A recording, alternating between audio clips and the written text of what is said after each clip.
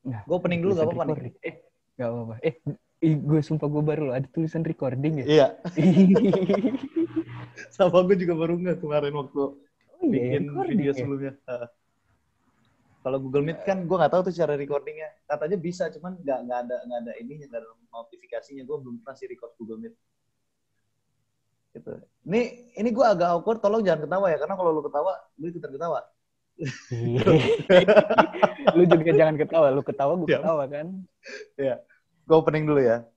Iya. Oke, selamat datang di channel gue, Green Wombat. Kali ini gue kedatangan tamu spesial, mungkin agak sedikit keluar dari bahasan sebelumnya gitu ya. Kalau gue biasa bahasan otomotif, itu kan ada sedikit medis gitu kan. Ini gue mau bahas soal ekonomi.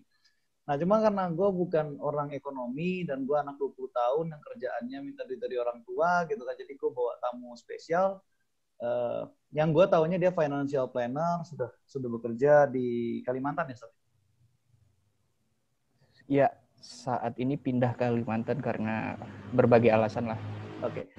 Nah, jadi ini financial planner gitu ya. Mungkin kalau buat orang-orang, gue dulu ya pertama kali kenal sama dia, sering banget sih ngeliat dia ngisi-ngisi acara gitu ya di salah satu universitas tinggi di Indonesia. Wah, gila, waktu gue ke Depok itu gue sempet lihat tuh mukanya dia, gue ketawa sih.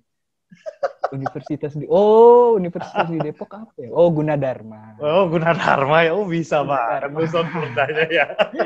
Gunadarma. Oh iya loh, di Depok Gunadarma. Tapi yang jaket kuning ya, tapi gue pernah lihat juga sih lu di Gundar. Emang lu pernah di Gundar, bukannya lu pernah ngisinya di yang kuning satunya yang negeri itu? Gundar ada sih kalau nggak salah di Bekasi kalau nggak salah. Oh, Gundar Bekasi. Iya benar Gundar Bekasi. Iya. Nah, jadi mungkin biar lebih enak gitu ya, gue langsung serahkan ke Satria Prawira untuk memperkenalkan dirinya dulu. Monggo, Sar. Sar lagi, Sat. Ya, perkenalan siapa ini? Gue nggak pernah ikut ginian, men. Ya enggak, lu ibarat kita lagi di ini aja, lu sebagai pembicara, cuma biasanya pembicara itu kan ditampilin CV gitu. Cuma karena maksud gue ini kan modelnya YouTube, gak mungkin dong gue tampilin CV lu gitu kan. Ya biasa aja lah apa yang lu tulis di CV gitu. Ya nama gue Satria, panggilan Satria. Terus kerja di mana sekarang? Gue kerja ya bantu bisnis keluarga yang ada di Kalimantan Timur. Terus lagi ya kerjanya ngapain? Gue banyak sih kerjaannya. Namanya lagi cari duit apa aja gue kerjain. Pokoknya orang ngomong apa, ditanya bisa apa enggak, yang penting bisa ya dulu. Beneran bisa apa enggak mau belakangan. Nah, tapi kerjanya ngapain ya? Kerjaannya pasti berhubungan dengan yang ya project, terus apa lagi ya? Ya nggak jauh-jauh dari keuangan juga sih. Ya, gue nggak pengen nyebut konsultan sih karena gue nggak punya akreditasi sebagai konsultan. Ya bantu orang ngurusin pajak dan finance-nya karena terakhir gue ngambil apa ya, brevet ABC. Brevet itu khusus untuk pajak sih. Tapi gue nggak ada background pendidikan formal. Itu bisa disebut formal nggak sih? Suara lu hilang, Ri. Sengaja gue mute biar suara lu jelas. Bisa. Oh, lu bisa. Karena gue nggak bisa disebut ya pendidikan formal, tapi untuk pendidikan di perguruan tinggi bukan tentang ekonomi, tentang finance, nggak lah, jauh. Terus itu kerjaan gue bantuin orang tentang pajak dan keuangan. Terus apa lagi ya? Udah sih itu kerjaan gue. Sertifikasi lu apa? Itu salah satu yang inilah gitu. Ya setidaknya sertifikasi lu tuh apa gitu kan. Terus lu itu kok bisa bekerja di bidang keuangan tuh maksudnya gimana gitu. Sertifikasi gue itu yang berhubungan dengan pekerjaan gue aja ya. Iya. Jangan melebar. Yang ya, keuangan. Sertifikasi ada CFP, Certified Financial Planner, terus sama gue brevet tuh sertifikat bukannya? Ya pokoknya ya gitulah brevet untuk perpajakan. Oke, jadi sebetulnya kalau misalnya mau singkatnya, mau tahu siapa itu Satria Prawira, sebenarnya kalau kita ngetik namanya di Google juga muncul sih. Kalau kalau ngetik nama gue di Google itu yang keluar itu adalah tulisan gue tentang reklame. Enggak, itu yang lama. Kalau lu pakai Iya bener Advance, bener. kalau lu pakai Advance Tool nanti kelihatan banget gitu kan. Iya, Gue karena soalnya dulu gue karena dulu gue sempet nggak dulu sih sampai sekarang juga gue concern sama reklame. Itu mengganggu mata itu. Kayak jelek-jelek reklame di Indonesia itu sampah. Segi informasi nggak ada, estetikanya jauh, terus numpuk-numpuk bikin orang kecelakaan. Ini pokoknya out lah. Pak, mereka juga dikejar target itu, Pak. Itu orang-orang yang bikin reklame itu seribu desain, Pak, dalam waktu 1 bulan, Pak, apa nggak stres? Bukan masalah itu, tapi lu bikin ketika lu terbiasa untuk mengerjakan sesuatu dengan etika dan estetika, karena menurut gue pribadi, ini bukan kata-kata siapa, tapi dari berbagai sumber yang gue baca, dan gue simpulkan kalau lu tentang reklame tuh cuma 2. Informasi itu belakang. Estetika dan etika. Itu. Ketika lu masang reklame tapi nutupin taman, itu etikanya kan nggak ada. Dari segi estetika juga jelek. Iya sih. Informasi itu belakangan kalau masalah reklame. Yang penting estetika dan etika. Yang penting enak dilihat dulu. Gue nggak bisa nggak setuju. Iya, harus lah kalau itu. Soalnya ya gue sendiri ya merasa ini sih gitu. Karena kalau misalnya nggak ada estetikanya juga percuma, nggak bakal gue lihat juga reklamenya, terus buat apa ada reklame kan? Iya, lu mau informasi lu jelas yang pakai segala macam, pokoknya standar reklame yang sangat informatif, yang kita lewat tuh ngelihat reklame itu paling lama 2 detik, kalau 3 detik itu udah kecelakaan. Lu 2 detik aja itu udah nyampe semua informasi, tapi dari segi estetika dan etikanya nggak dapet ya. Informasinya nyampe, tapi ya dari segi tata kota lagi ya rusak. Iya sih. Bener. Kalau ini gue ketika gue ngomong kayak gini gue harus nyebut satu nama yang menginspirasi gue, yaitu adalah Pak Sumbo Tinarbuko. Dia aktivis sampah visual dari Jogja, dia dosen ISI tentang di DKV. Jadi itu yang menginspirasi gue. Halo Pak, kalau nonton, itu yang menginspirasi gue untuk concern terhadap yang namanya, dan gue tersadar ini nggak ada yang ngeliatin, nggak ada yang kasih, nggak ada yang, bukan gue nggak bilang nggak ada, tapi sangat sedikit yang speak up. Nah. Oke, jadi itu ini banget ya. Bapak, maksud gue sebuah informasi yang menurut gue cukup bagus sih buat disampaikan di awal. Ntar gue naruh lighting deh biar agak jadi serem ya gue kayak. Gak apa-apa. Yang penting ada cahayanya. Dari segi estetika juga dilihatnya lebih enak. Oke, jadi ya itu baru intermezzo sedikit gitu ya. Pokoknya intinya kalau misalnya emang lu pada mau tahu Satria Prawira itu siapa, lu bisa googling sendiri. Terus nanti kalau misalnya lu ada YouTube gak sih, Cak? Gak ada ya? Gue nggak ada. Ada sih YouTube, tapi lu buka juga nggak ada isinya. Gue cuman akun buat nonton doang. Atau misalnya ada Instagram atau apa nanti yang bisa gue promosiin. Kalau Facebook kan personal kan, nggak bisa gue kasih. Instagram gue ada sih. Ya PRAWIRAST itu aja. Dan foto gue semuanya hitam putih kok. Jadi sangat tidak menarik. Buat beberapa orang sih menarik sih. Jadi nanti gue bakal kasih linknya sebagai kredit buat Satria ya. Oke, jadi kita mulai aja di Sat. Atau ada yang mau disampaikan? Gimana? Anda dulu dong. Anda harus membuka sebuah topik. Kenapa harus nanya ke saya? Ya gue berharapnya lu yang mulai gitu. Jadi gue gak begitu banyak ngomong gitu. Enggak lah. Tadi gue harus udah nonton beberapa podcast, beberapa ini sih sebagai referensi aja nih ngomongnya gimana. Karena gue baru pertama sih. Ini di YouTube boleh ngerokok gak sih? Gak apa-apa. Kalau untuk ini gak apa-apa, untuk apa namanya video gue yang berkenaan dengan edukasi ekonomi sama apa namanya kesehatan. Kalau ekonomi masih gue monetasi, tapi nanti over 18. Kalau yang kesehatan itu gak gue monetasi sama sekali. Jadi kalau lu mau ngerokok gak masalah. Jadi yang gak boleh ngerokok itu kalau di dalam video ada konten yang kayak ngerokok tapi itu nanti dibatasin gitu. Jadi kalau misalnya buat yang ini gue batasin viewersnya buat 18 tahun ke atas. Oh.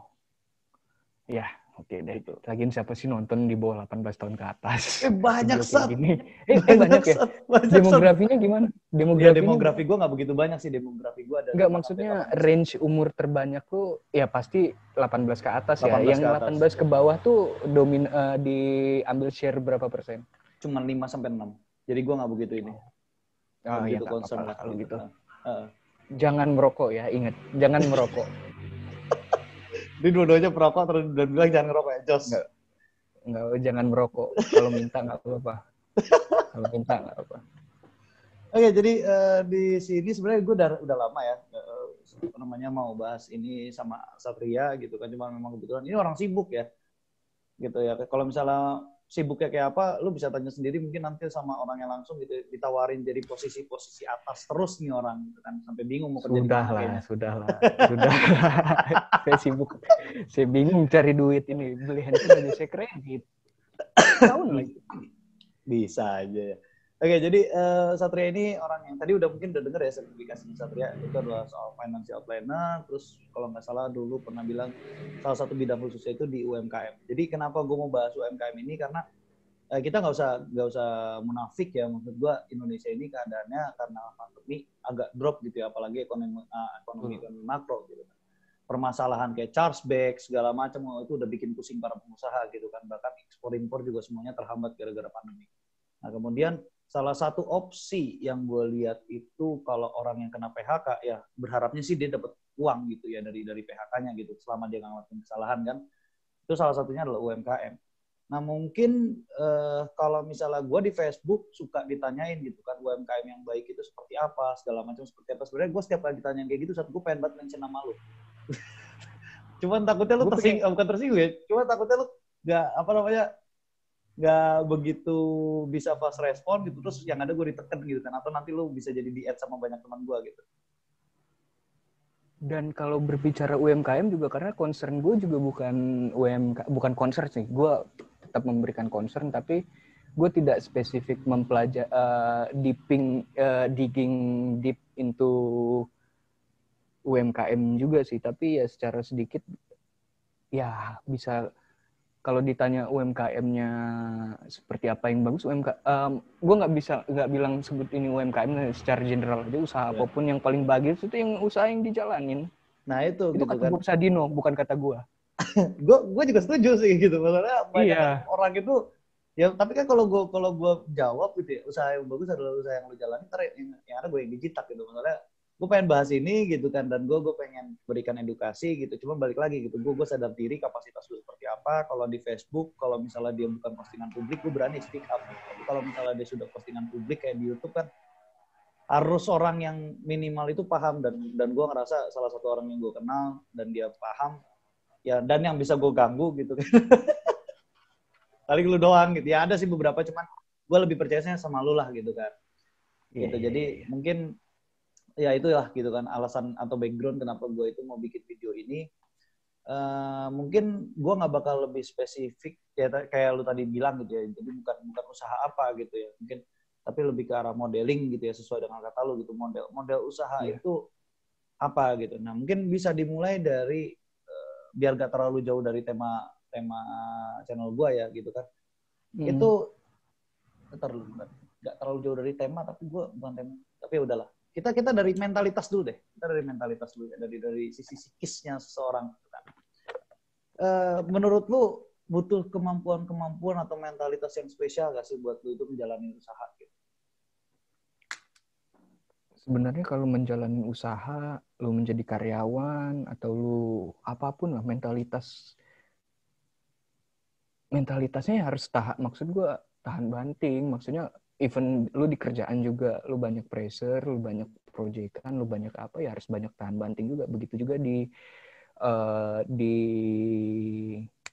sekarang ini kayak masa resesi gini. Nanti lu tulis nggak sih resesi itu apa gitu? Kayak ada belum ada gitu. Pengumuman lu. Tapi nanti gue tulis. Belum. Ya, iya tolong ya. gue tadi pas lu nyebut gue ketawa sebetulnya. Jadi kalau misalnya ini nanti gue jabarin deh. Kamu Iya. aja. Ya, jadi ketika masa resesi ini juga ya harus tahan banting. Kalau di ya gimana bisnisnya bisa survive, gimana bisnis survive mah semua orang bisa survive, tapi pengen melanjutkan itu kan salah satunya survive dan tetap konsisten. Sama juga bekerja, kalau resesi di orang kerja itu biasanya deket-deket mau lagi kerjaan banyak, terus tiba-tiba ada PHK gitu karena ada efisiensi. Karena gue juga ngalamin dulu sempat ada masa resesinya sebagai karyawan, yaitu adalah ada efisiensi karyawan. Itu juga kita mau banyak lah mau yang mau menjilat, mau yang maksudnya ada tulisannya nih.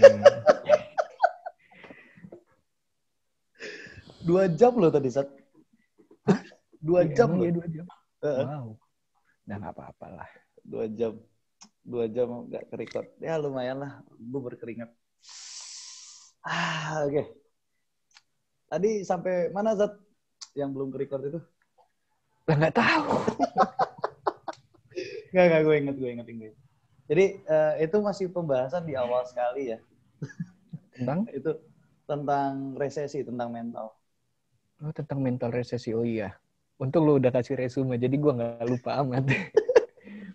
Jadi, balik lagi ke yang tadi, mentalnya seperti apa yang ini secara universal ya. Secara universal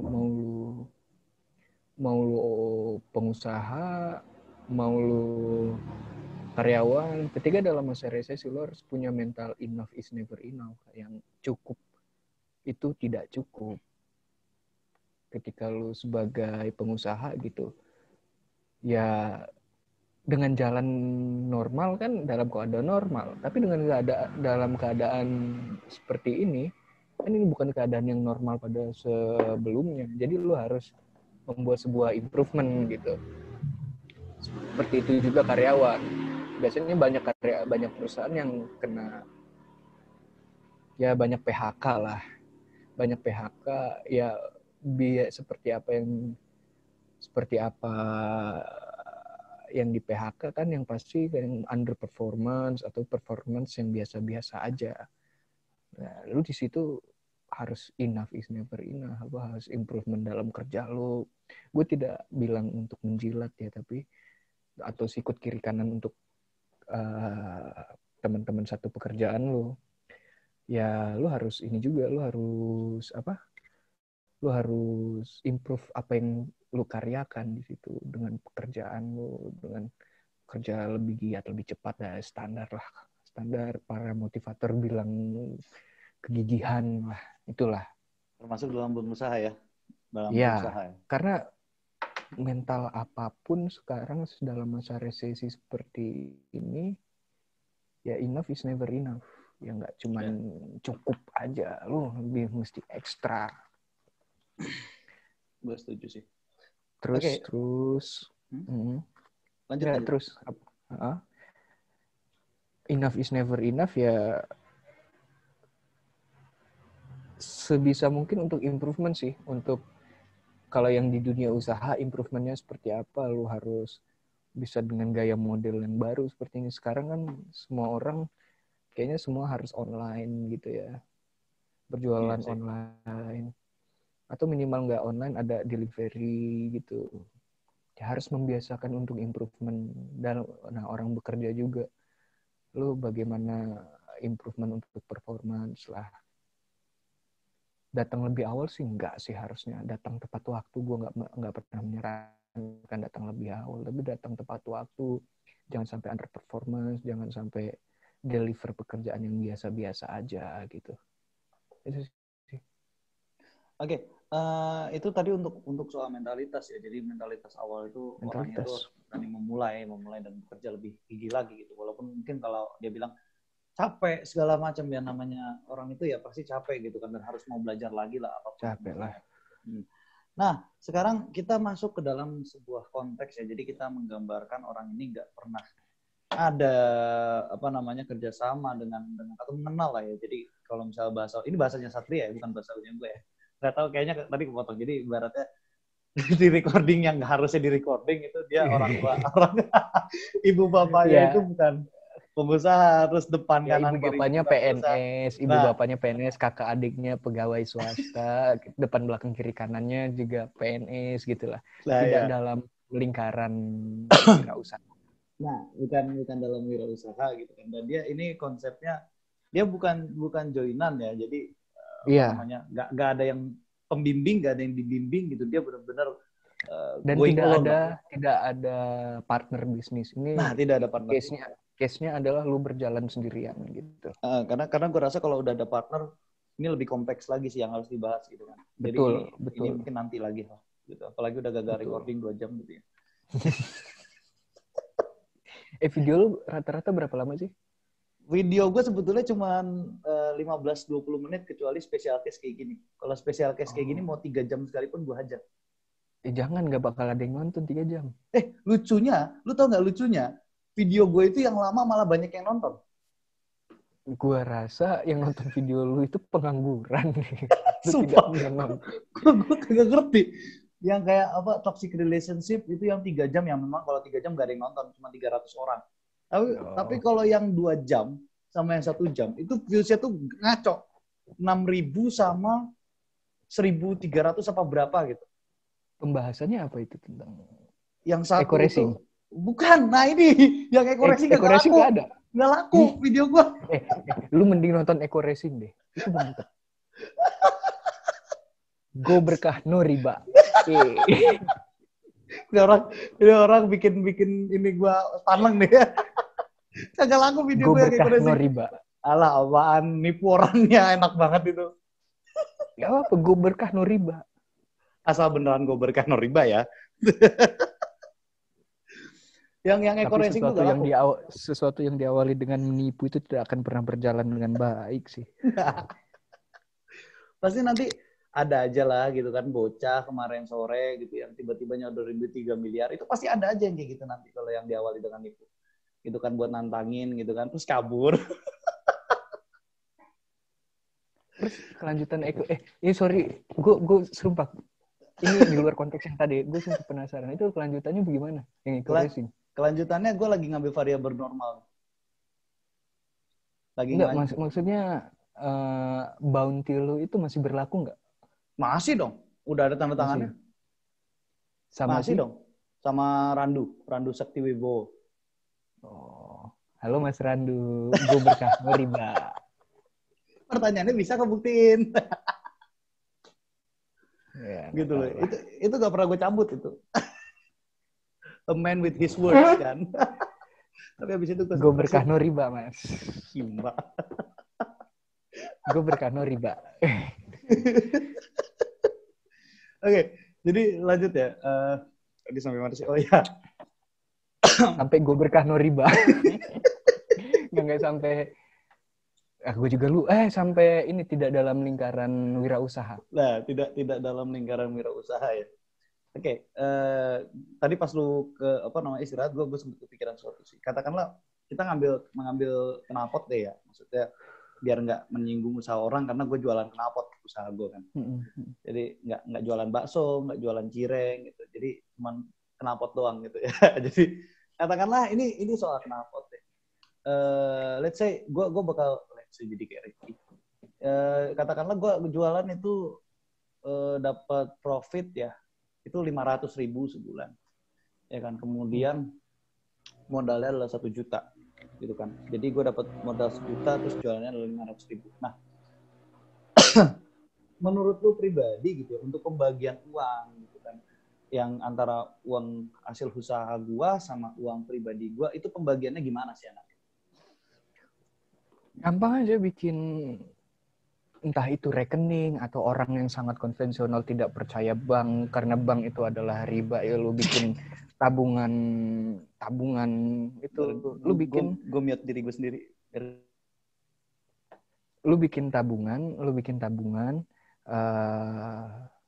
tabungan bentuk apapun di bank mau di celengan mau di apapun lah bentuknya itu 2 tabungan untuk pribadi lu atau tabungan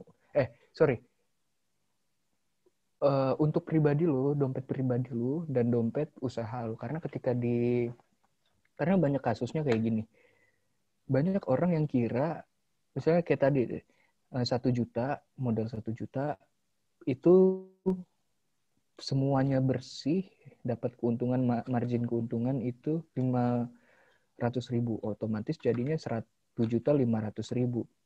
Kebanyakan orang kira 1.500.000 itu adalah uang pribadinya. Enggak. 1.500.000 itu ada 1 juta itu belanja modal usaha lu, dan 500.000 adalah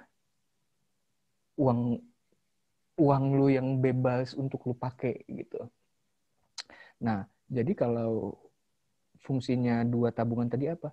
Yang 1 juta itu harus wajib tidak boleh kurang masuk ke apa ya bilangnya? Ke kas lah, ke kas usaha lu, dan 500.000 masuk ke kas pribadi lu. Itu adalah dalam kasus untuk yang berjalan biasa-biasa aja. Nah, sekarang kan perlu extra improvement karena kondisinya seperti ini, improvementnya. Nah, bagaimana untuk improvementnya tadi? Maksudnya bagaimana untuk jadi kalau lu cuma punya 1 juta, lu bakal dapat untung 500.000 juga. Itu dalam keadaan normal. Kalau keadaan sekarang 1 juta, lu belum tentu dapat 500.000. Lu belum tentu dapat 1.500.000. Lu bisa dapat 900.000, yang mana artinya adalah rugi. Lu bisa dapat 1.100.000, yang mana itu adalah artinya lu hanya untung 20% daripada yang sebelumnya. Nah, lu butuh extra effort. Kalau lu misalnya, katakanlah ini 1.500.000. Nah, 500.000-nya bagaimana caramu untuk mengimprove bisnis lu adalah, yang pertama adalah dengan improve modal. Improve modalnya gampang. Gimana? Ya suntik modal, gampang. Nah, suntik modalnya dari mana? Yang terdekat dulu. Yang terdekat adalah... Bentar, gue potong kecepatan. Sabar Pak, ngejelasin ya Pak. Lu kecepatan modelnya. Iya. Maksud gue gini, berarti pembukuan itu penting ya? Lo jelas. Nah, gini, itu. fungsinya Oh iya. Untung tadi udah diomongin, jadi gue tahu harus ngomong apa. Jadi pembukuan itu penting. Ya sangat penting lah. Ini untuk urusan wirausaha ya. Kalau untuk pribadi penting nggak? Penting. Tapi lebih penting untuk yang wirausaha dulu. Nanti kalau soalnya beda untuk yang pribadi dan wirausaha. Kalau untuk yang wirausaha, pentingnya seperti apa? Gimana lu mau tahu kebutuhan lu apa aja dan lu keluar untuk apa aja? Kalau nggak ada pembukuan, nggak ada pembukuannya, nggak ada buktinya lu keluar apa aja, kira-kira itu bisa, karena limitasi ingatan manusia kan sangat rendah sekali. Jadi itu perlu pembukuan. Nah, fungsinya pembukuan itu sama seperti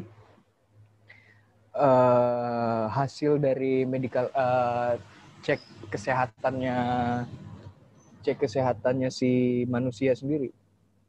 Jadi itu bisa tahu. Jadi ketika dokter ngelihat medical check up lu, hasil medical check up lu, hasil cek lab lu, ya dia tahu tanpa lu harus ngomong lu sakit apa, dan tahu tanpa lu harus ketemu gitu. Udah tahu apa yang harus diimprove. Nah, begitu juga di bisnis. Misalnya dengan mencatat, lu catat aja. Catatnya gampang aja. Catatnya itu kayak, ya ini misalnya kertas nih ya. Itu atau buku lah, lebih baik buku lah. Di sini uang masuk lu, di sini uang keluar lu. Di sini masuknya apa aja, pokoknya dicatat. Mau parkir, mau bayar preman, mau beli sesajen kayak, mau apa kayak. Nah, lu harus catat lah. Karena itu adalah bagian dari bisnis. Nah, yang dikeluarkan juga perlu diingat. Yang dikeluarkan itu adalah yang berhubungan dengan bisnis aja. Ya seperti belanja bahan, belanja modal, ya sebut aja belanja modalnya lah. Seperti bahan, transportasi untuk ke pasarnya, kalau kita bilang bisnis kuliner. atau bayar pajaknya ketika kita berbisnis ekspor impor, bayar premannya, bayar listriknya, bayar tempatnya, bayar lapak, atau bayar, kalau biasanya untuk yang baru mulai biasanya untuk beli misalnya kalau makanan, meja, kursi, atau etalase atau segala macamnya. Nah, itu dicatat semua. Nanti di kegiatan selanjutnya, maksudnya di running bisnis yang kedua, bukan running bisnis kedua, running bisnis selanjutnya, lu bisa tahu gue borosnya di mana. Misalnya gue boros di transportasi di bagian parkir nih. Gimana caranya gue harus tidak, misalnya dari 1 juta tadi parkir gue adalah bisa sampai 100.000 sendiri. 100.000 sendiri karena bisa parkir sana. Tapi lu ada jasa angkut misalnya 80.000 itu bisa ditawar karena punya teman sendiri gitu misalnya. 80.000 dari teman sendiri dihargain segitu. 20.000 kan improvement banget. Lu bisa alokasikan untuk packaging atau bungkus yang lebih baik, atau lu bisa untuk misalnya lampu lu redup, lu bisa ganti dengan yang lebih bagus, seperti itu kan. Ada improvement yang bisa dilakukan ketika lu tahu pembukuan lu. Kayak kita baca medical check up lu. Oh, gue bayar premannya terlalu mahal nih. Oh, premannya harus gue temenin nih. Gue kasih apa, kok freebie sih, kasih apalah Kopi, gitu. rokok lah gitu ya, setidaknya lebih murah lah Jadi kan ya. kalau udah ada teman kan kita nggak diganggu lagi seperti itu. Iya sih. Ya termasuk ormas gitu yang kayak gitu-gitu itu bisa sih jadi Bisa. Jadi Saya tidak ngomong pemuda Pancasila ya. Ingat. ya kita nggak ngomongin pemuda Pancasila kok. Itu apa sih nggak tahu. Gue nggak tahu itu apa sih. Itulah pokoknya. Itulah pokoknya ya. Jadi yang kayak gitu ya, itu salah satu fungsi dari pembukuan itu sendiri gitu kan. Dan perlu diingat tadi mungkin kayaknya lu agak skip, ini gue cuma mau ngingetin nggak ada gitu ya, nggak ada orang yang bukan nggak ada ya, ada tapi kalau misalnya dia tergolong yang bisa sekian lah yang orang yang nggak butuh pembukuan itu 1 banding ya tak terhingga sih, terhingga tapi sangat banyak angkanya. Nah iya, maksud gue kalau misalnya dia punya ingatan mnemonik pun dan dia bisa mengingat 3.000 item gitu atau seluruh subcon usahanya dia gitu kan, sampai sekian ribu, sekian ratus, ya mungkin selevelan sama Sheldon Cooper gitu ya. Dia bukan jadi pengusaha lagi gitu. Dia dipanggil sama universitas gitu. Bahkan masa pandemi pun atau gimana dia nggak akan peduli gitu loh. Ya, karena ada skill yang bisa dijual dan pembukuan itu penting karena untuk pinjam ke bank itu lu perlu pembukuan. Nah ini sebelum kita masuk ke debt, dulu nih, jangan masuk ke debt dulu ya. Ada hal yang mau dibicarain dulu soal improvement. Tadi lu udah sempat bahas, tapi gue potong karena kecepatan. Nah sekarang, ini dia pindah venue lagi nih. Kayaknya soalnya baterai gue udah mau habis. Ya, kayaknya seneng nih dia pindah venue terus ke tempat ini. Gara-gara kemarin 3-0 ya? Baterai gue udah mau habis. Oh, baterai. Ya, nah, colok. Kirain karena 3-0 kemarin. Tidak lah, saya fans Juventus. Lo iya kan seneng berarti kan? Iya. Jadi, oke. Lanjut ya. Gue juga Juventus. Oke, lanjut. Bisa dikatakan improvement ya. Kita bicara, wah ini emang kursinya orang hebat gitu. Lu kursinya bagus banget. Kursi gue begini nih. Tuh. Kursi kantor lah ini mah. Standar itu intermezzo. Biar gak sepanang ngeliat. Kursi bagus juga gue gak ada.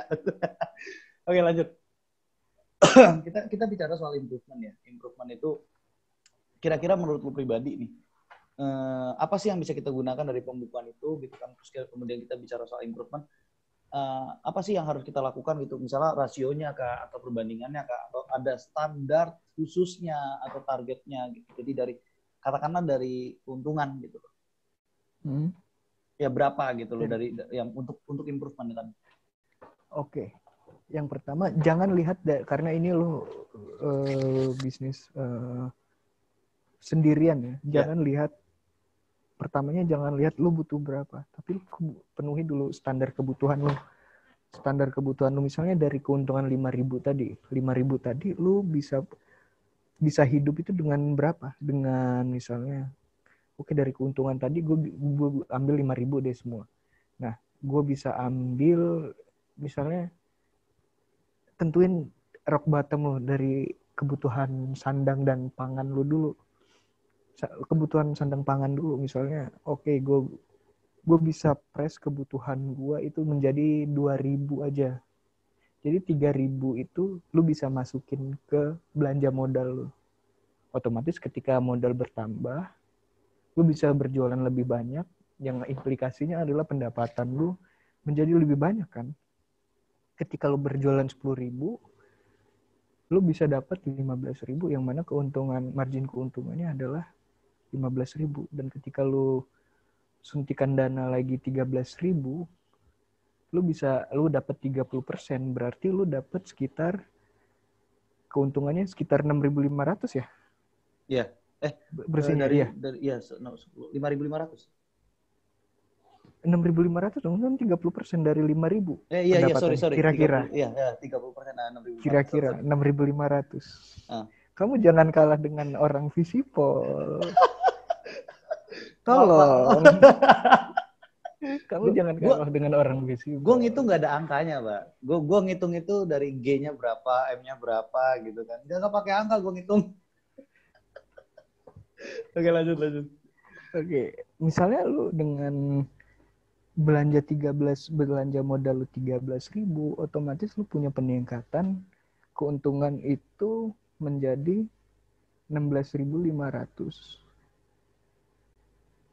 Berarti kedepannya lebih banyak juga yang bisa lu potong. Lebih banyak juga.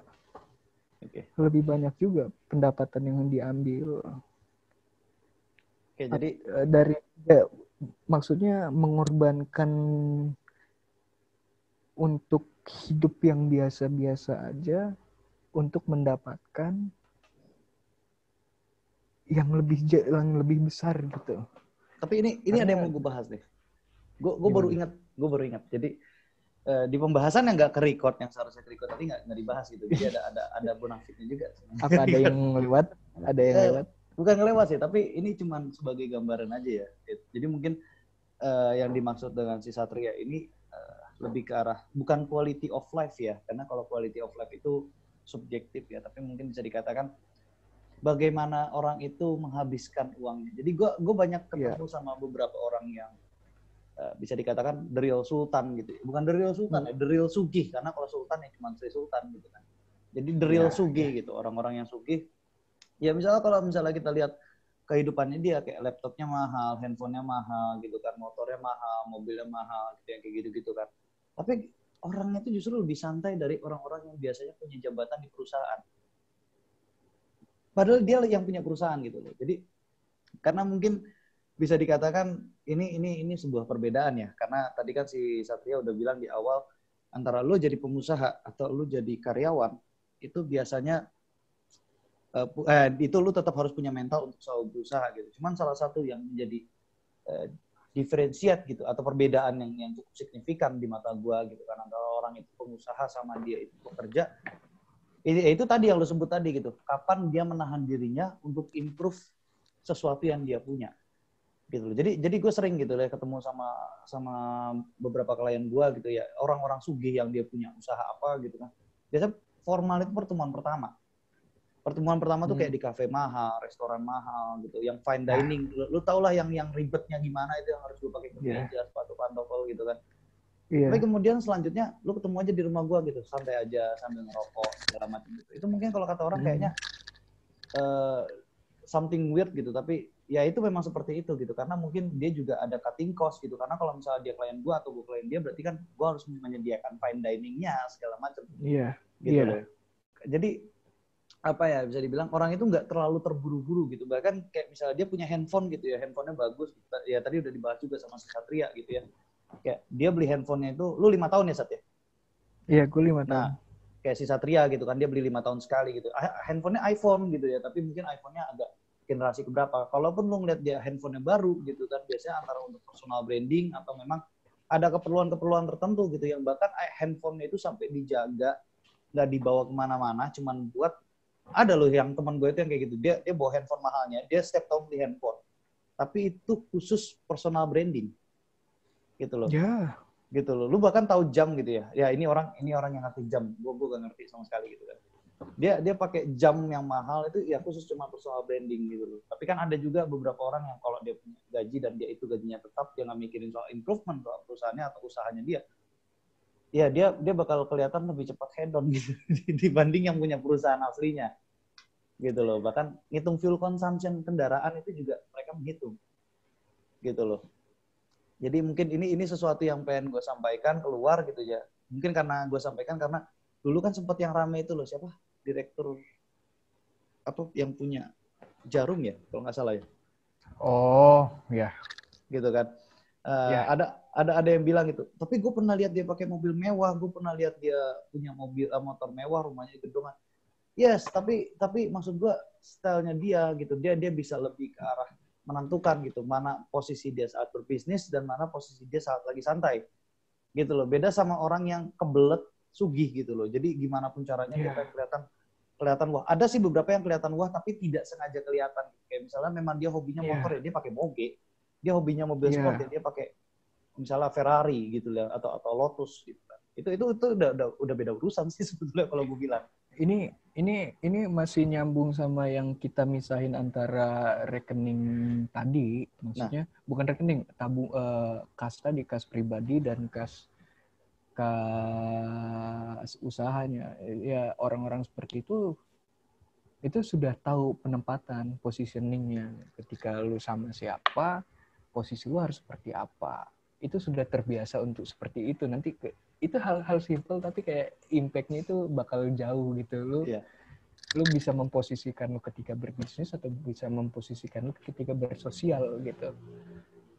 Itu salah satunya impact-nya adalah dari situ lu bisa memisahkan yang urusan bisnis dan urusan personal. Yang bisnis dan personal. Gitu. Nah, gitu. Ya, itu gue rasa itu sesuatu yang harus disampaikan gitu karena banyak itu juga implikasinya itu hal paling bodoh yang orang profesional sendiri kadang lupa dan dampaknya ya bakal menjadi gue yakin salah satu alasannya orang-orang yang lu sebutin tadi itu dia sudah terbiasa mana memisahkan antara si bisnisnya dan kehidupan sosialnya. Ya. Ya itu gue rasa maksud gue harus disampaikan gitu kalau misalnya kita bicara soal usaha gitu karena takutnya saat usahanya berkembang bukannya dia malah improve soal usahanya bukannya nggak boleh ya menikmati gitu cuman gue ada waktunya itu wajib loh lu menikmati itu wajib gitu self reward tuh wajib lah gitu biar nggak stres juga gitu tapi maksud gue cobalah dipikirkan progres ke depan itu seperti apa gitu kan apalagi betul. Jangan merasa cepat berpuas hati lah gitu karena menurut gue lebih baik nunggu setahun 2 tahun terus gue bisa bawa moge gitu kan daripada gue stuck di work bison warna hijau gue gitu loh kan secara sederhananya kan gitu. Oke, lanjut. Sorry tadi gue potong karena itu menurut gue sesuatu yang harus gue clear out juga gitu. Itu harus disampaikan juga loh terus. Nah itu tadi ya. Nah terus kemudian kita udah bicara soal improvement ya. Kita bicara soal improvement, tapi yang namanya bisnis itu kan tidak selamanya ya, gitu bisa dibilang. Tidak selamanya mulus lah. Nah itu pasti ada gerunjulnya lah. Kalau belok-belok sedikit masih oke lah, gitu. Lu ada klipnya gue nggak ada. Gue sirik. Oh, ada dong. Lu gak bisa gitu, ini iPhone loh. Lu protesnya sama iPhone nih gue besok. Ini apa ya? Headroom MS16. Aduh, headsetnya 99.000 saja. Lu beli diskon kali itu? Enggak, harga normal lah. Gua diskon. Korting lah. Sama aja. Beda bahasa. Oke. Namanya bisnis itu kan pasti ada gerunjul.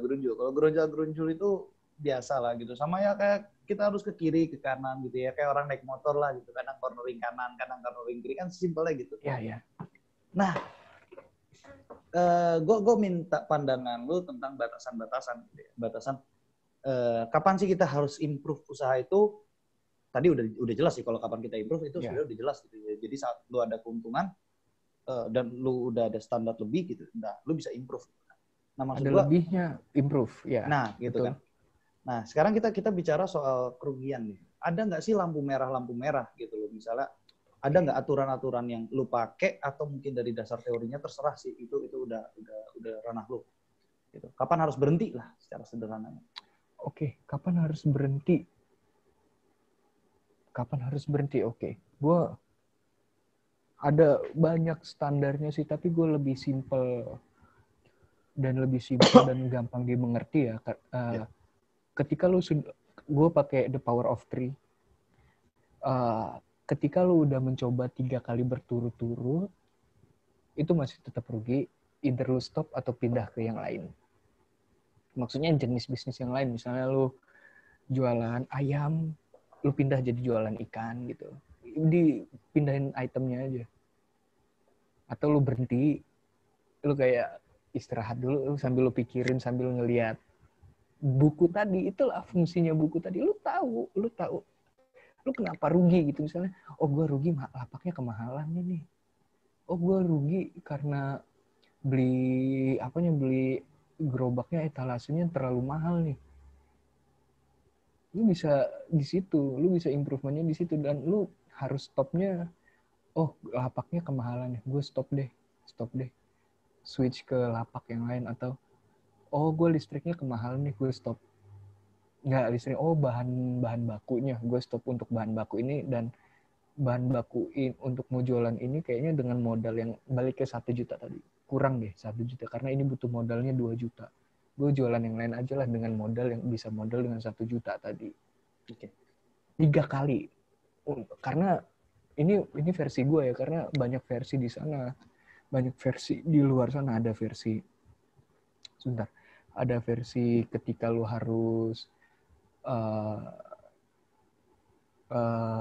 versi untuk lu masih, walaupun rugi 3 kali, lu masih bisa berjalan dengan cara lu melihat potensi bisnis yang pertama, yang bisa lu lihat juga dari kemungkinan yang terjadi atau ada penurunan harga. Itu banyak versi, tapi versi itu kayaknya kalau untuk mau bahas ke sana itu bakal gue potong. Kenapa? Karena balik lagi ke tema, ini orang yang nggak tahu apa-apa soal bisnis. Karena kalau misalnya lu udah bicara seperti itu udah udah permainan tinggi gitu.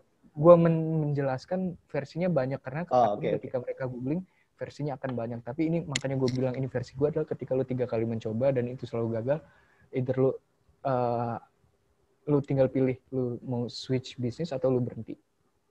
Karena ketika lu misalnya lu berhenti nih, lu tetap jalanin, kerugian lu akan tetap di situ-situ aja, dan lu udah tahu rugi, kenapa lu masih di situ? Lu stop, lu pindah ke yang lain.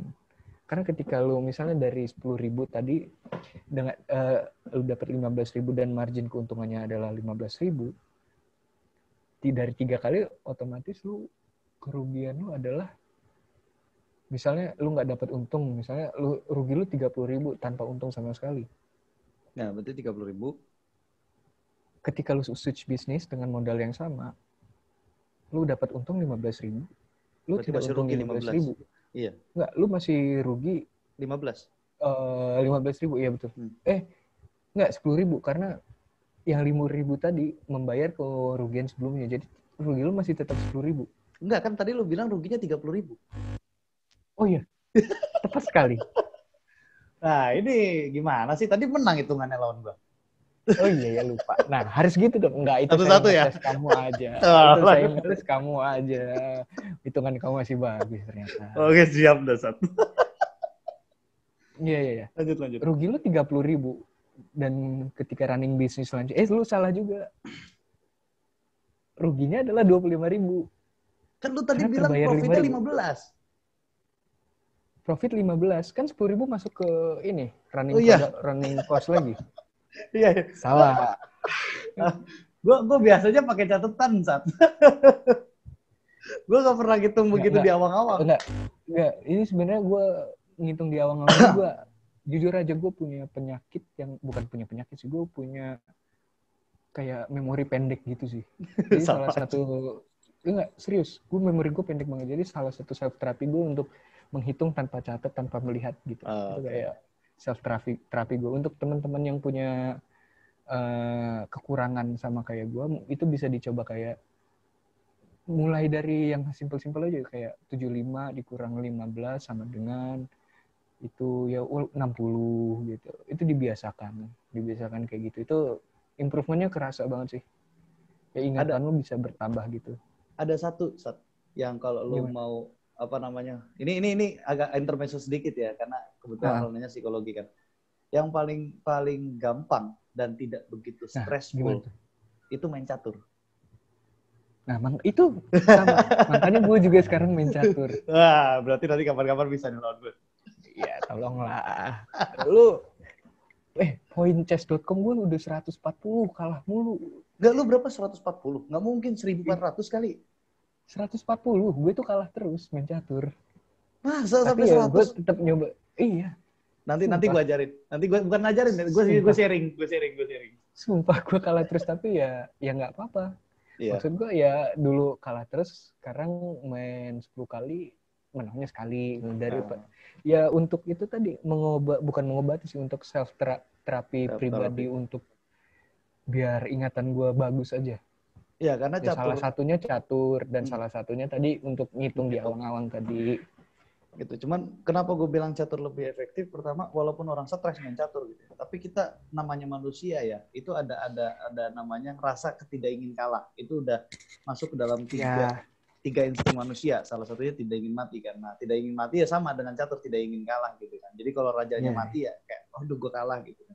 Nah, makanya walaupun stres di catur gitu, tapi selalu ingin mencoba malah kesel sendiri gitu loh. Makanya dan catur itu enaknya apa? Catur itu gak kayak dulu kita zaman masih kita kuliah gitu loh. Jadi kalau misalnya tahun-tahun segitu namanya buku opening itu beli gitu. Dan lu kalau dulu gue pengen les catur sempat lihat harganya gak jadi gitu loh. Kecuali lu orang kaya dari lahir gitu gak masalah gitu. Kalau masalah bayarannya 500 sampai 3 juta tergantung siapa yang ngajar di sana. Kalau sekarang enaknya itu udah ada YouTuber yang khusus catur gitu, bahkan YouTuber toksik pun udah ada gitu loh. Gitu. Jadi itu boleh lah buat lu. Mainlah catur, ayo. Mainlah catur. Untuk yang nonton nih, main catur. Nanti gue challenge gue, oke? Tapi gue main catur yang selalu 3 menit loh.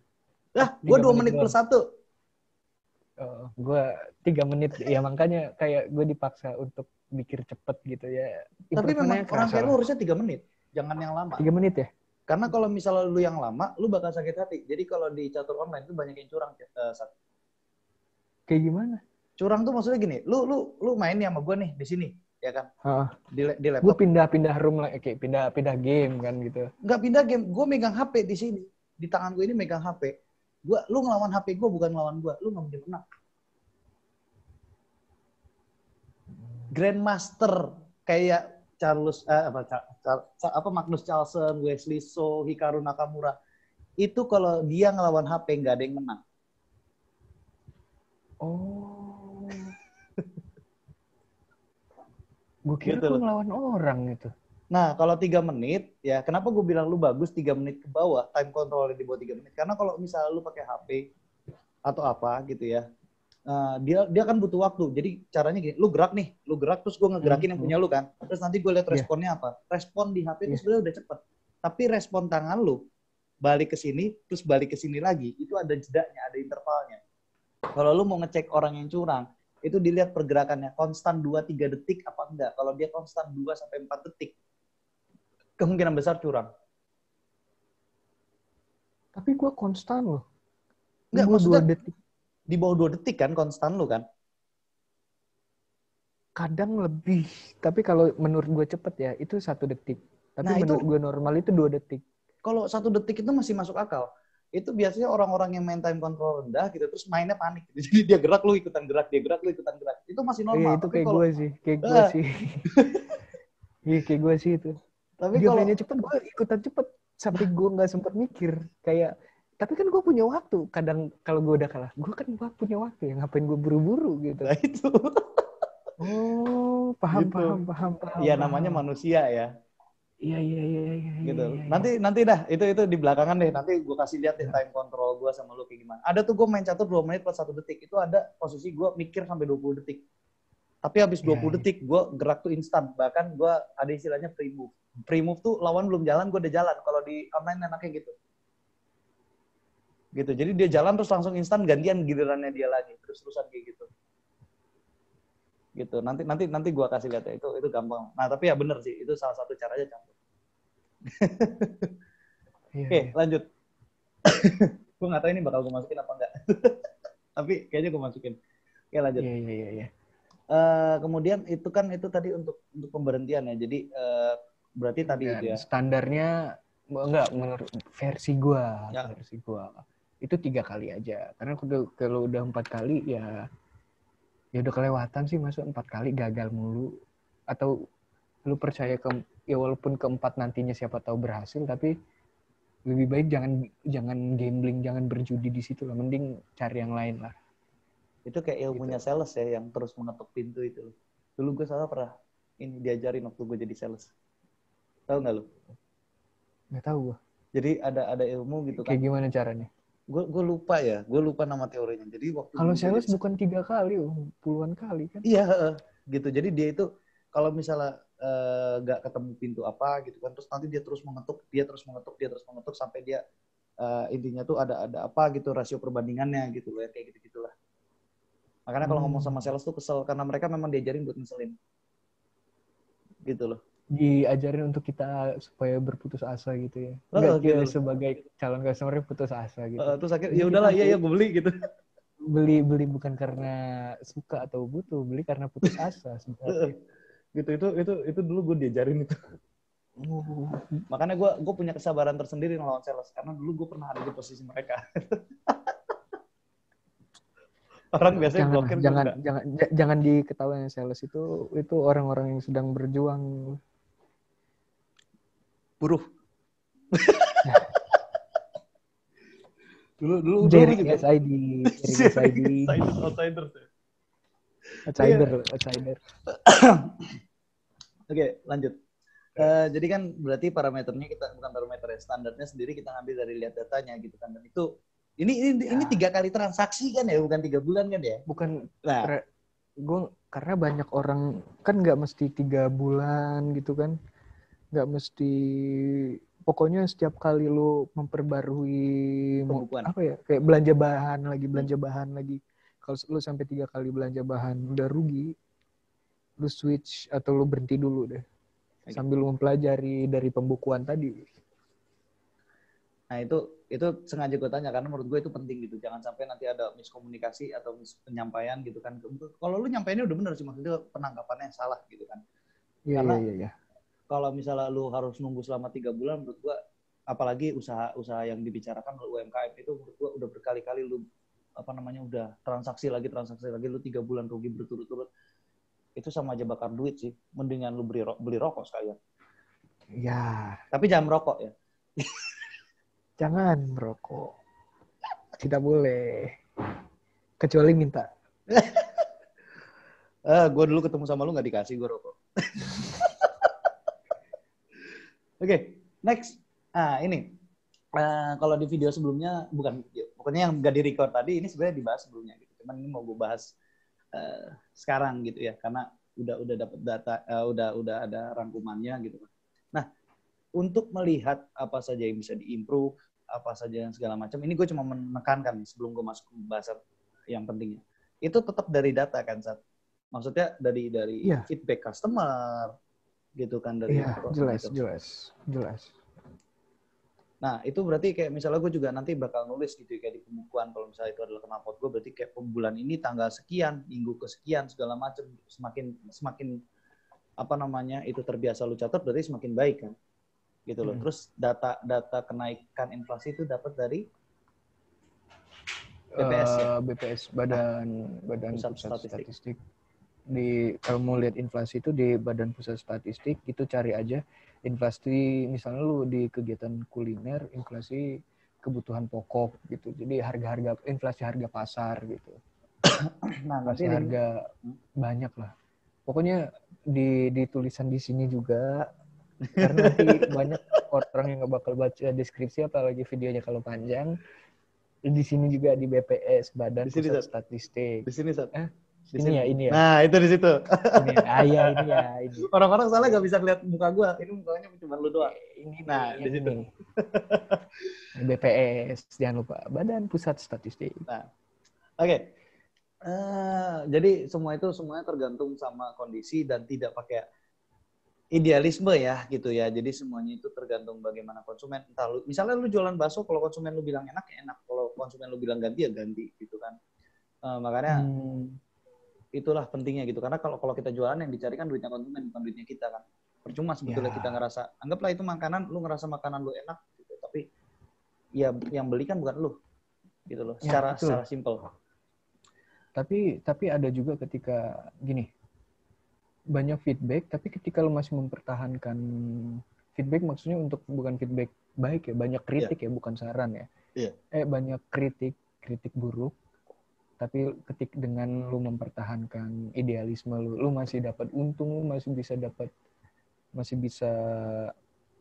bisa mempertahankan pendapatan lu untuk running bisnis yang dengan gini deh gampangnya, dengan mempertahankan idealisme lu masih bisa dapat 10.000 1 juta tadi untuk running bisnis.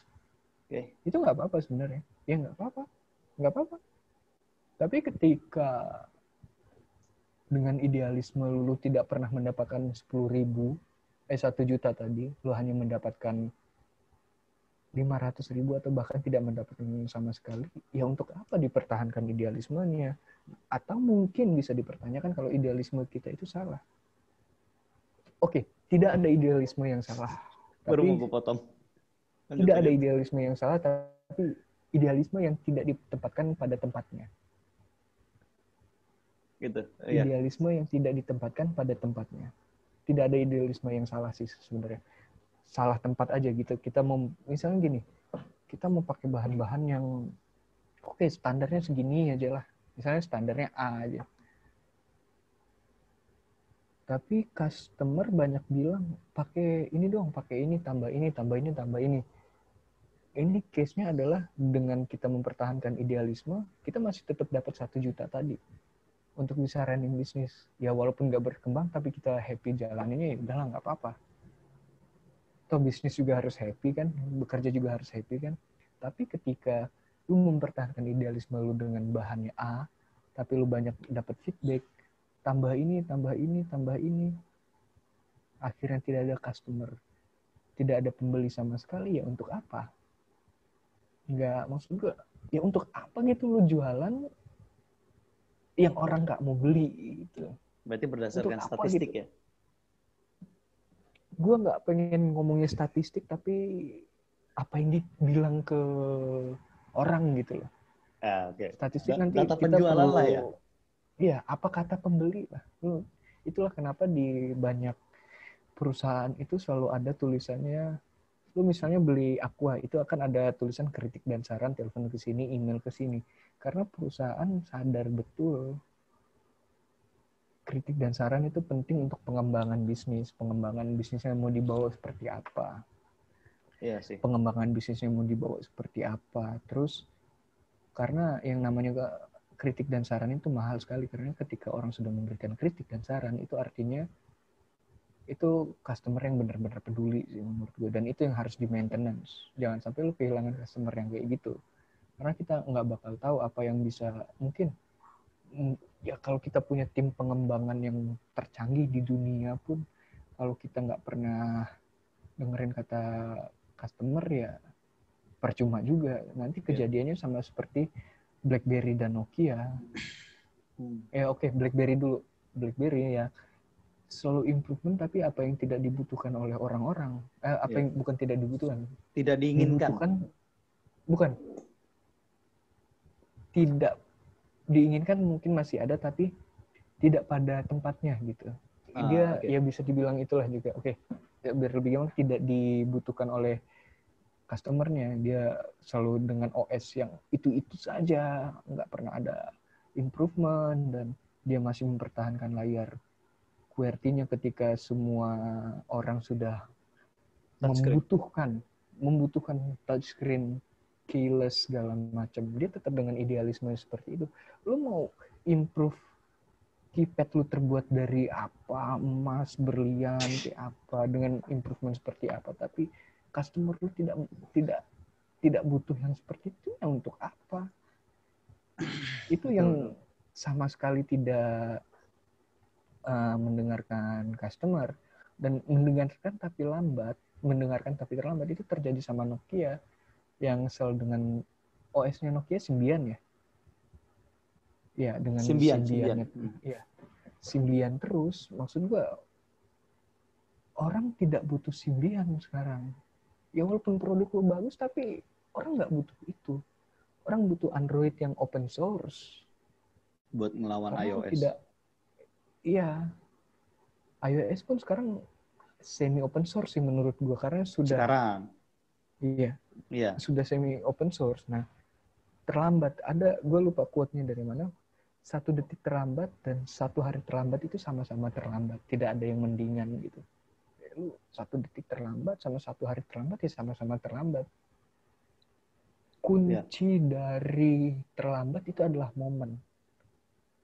Ketika kita berkaca dengan Nokia, oke, gue setuju dengan kata-kata tidak ada kata terlambat, tapi yang lu kehilangan adalah momen. Nokia ya oke, masih jualan sekarang, ada Android-nya, tapi momen untuk jumping into the bandwagon ya, maksudnya ikut untuk ambil keuntungan dari meledaknya Android, dia tidak kehilangan momen itu. Tapi ini Sat, dulu gue sempat memperhatikan ya soal Nokia itu ya. Jadi kalau misalnya dibilang hanya kehilangan momen, gue kurang setuju. Karena apa? Dulu itu Nokia itu memang kan punya dia Symbian kan, Symbiannya Nokia. Nah, Samsung itu dulu punya juga, namanya Bada, Samsung Bada. Oh iya. Nah, Samsung itu dulu langsung meninggalkan Bada. Jadi research and development-nya Samsung puluhan tahun, karena waktu itu dulu memang Samsung itu nembaknya PNL, nembak Symbian kan. Yeah. Itu pure ditinggalkan dan akhirnya mereka masuk ke Android. Makanya kan dulu itu Samsung terkenalnya karena dia salah satu handphone pertama yang menggunakan Android. Walaupun bukan dia, yang pertama tuh kalau nggak salah HT ya, kalau nggak salah High-Tech. Apa-apa sih gue lupa. Iya, HTC, High-Tech Corporation. Oh iya. Nah, gitu loh. Kalau nggak salah itu gitu, karena kemudian Samsung itu karena dia dari Korea dan dia langsung booming gitu kan, karena yang memang dia meninggalkan dulu tuh yang jadi produk awalan itu kalau nggak salah Galaxy Mini, Galaxy yang kayak gitu loh. Nah itu Samsung berhasil mengambil gitu. Jadi bukan lagi kehilangan momen ya saatnya, karena kalau di mata gue dulu Nokia itu monopoli sih kalau kata gue Nokia tuh. Monopoli itu tidak menjadi bisnis. Kalau nah itu maksud gue gini loh. Posisinya Nokia itu bukan cuma kehilangan momen. Dia itu kehilangan tahtanya dia loh. Oke, tahta itu selalu akan berpindah di bisnis manapun, dan siapapun yang monopoli itu wajib untuk bertakut diri untuk tahtanya dan bersiap diri untuk tahtanya direbut. Tapi sama kayak raja, lu mati tapi ada penerusnya, apa lu mati ya udah mati aja gitu. Iya. Jadi seperti Nokia itu adalah mati aja, tidak, bukan mati ada penerusnya, tapi itu tadi momennya kurang. Yeah. Kalau Samsung tadi masih berhubungan dengan idealisme yang emang berhubungan sih, idealisme yang tadi kan.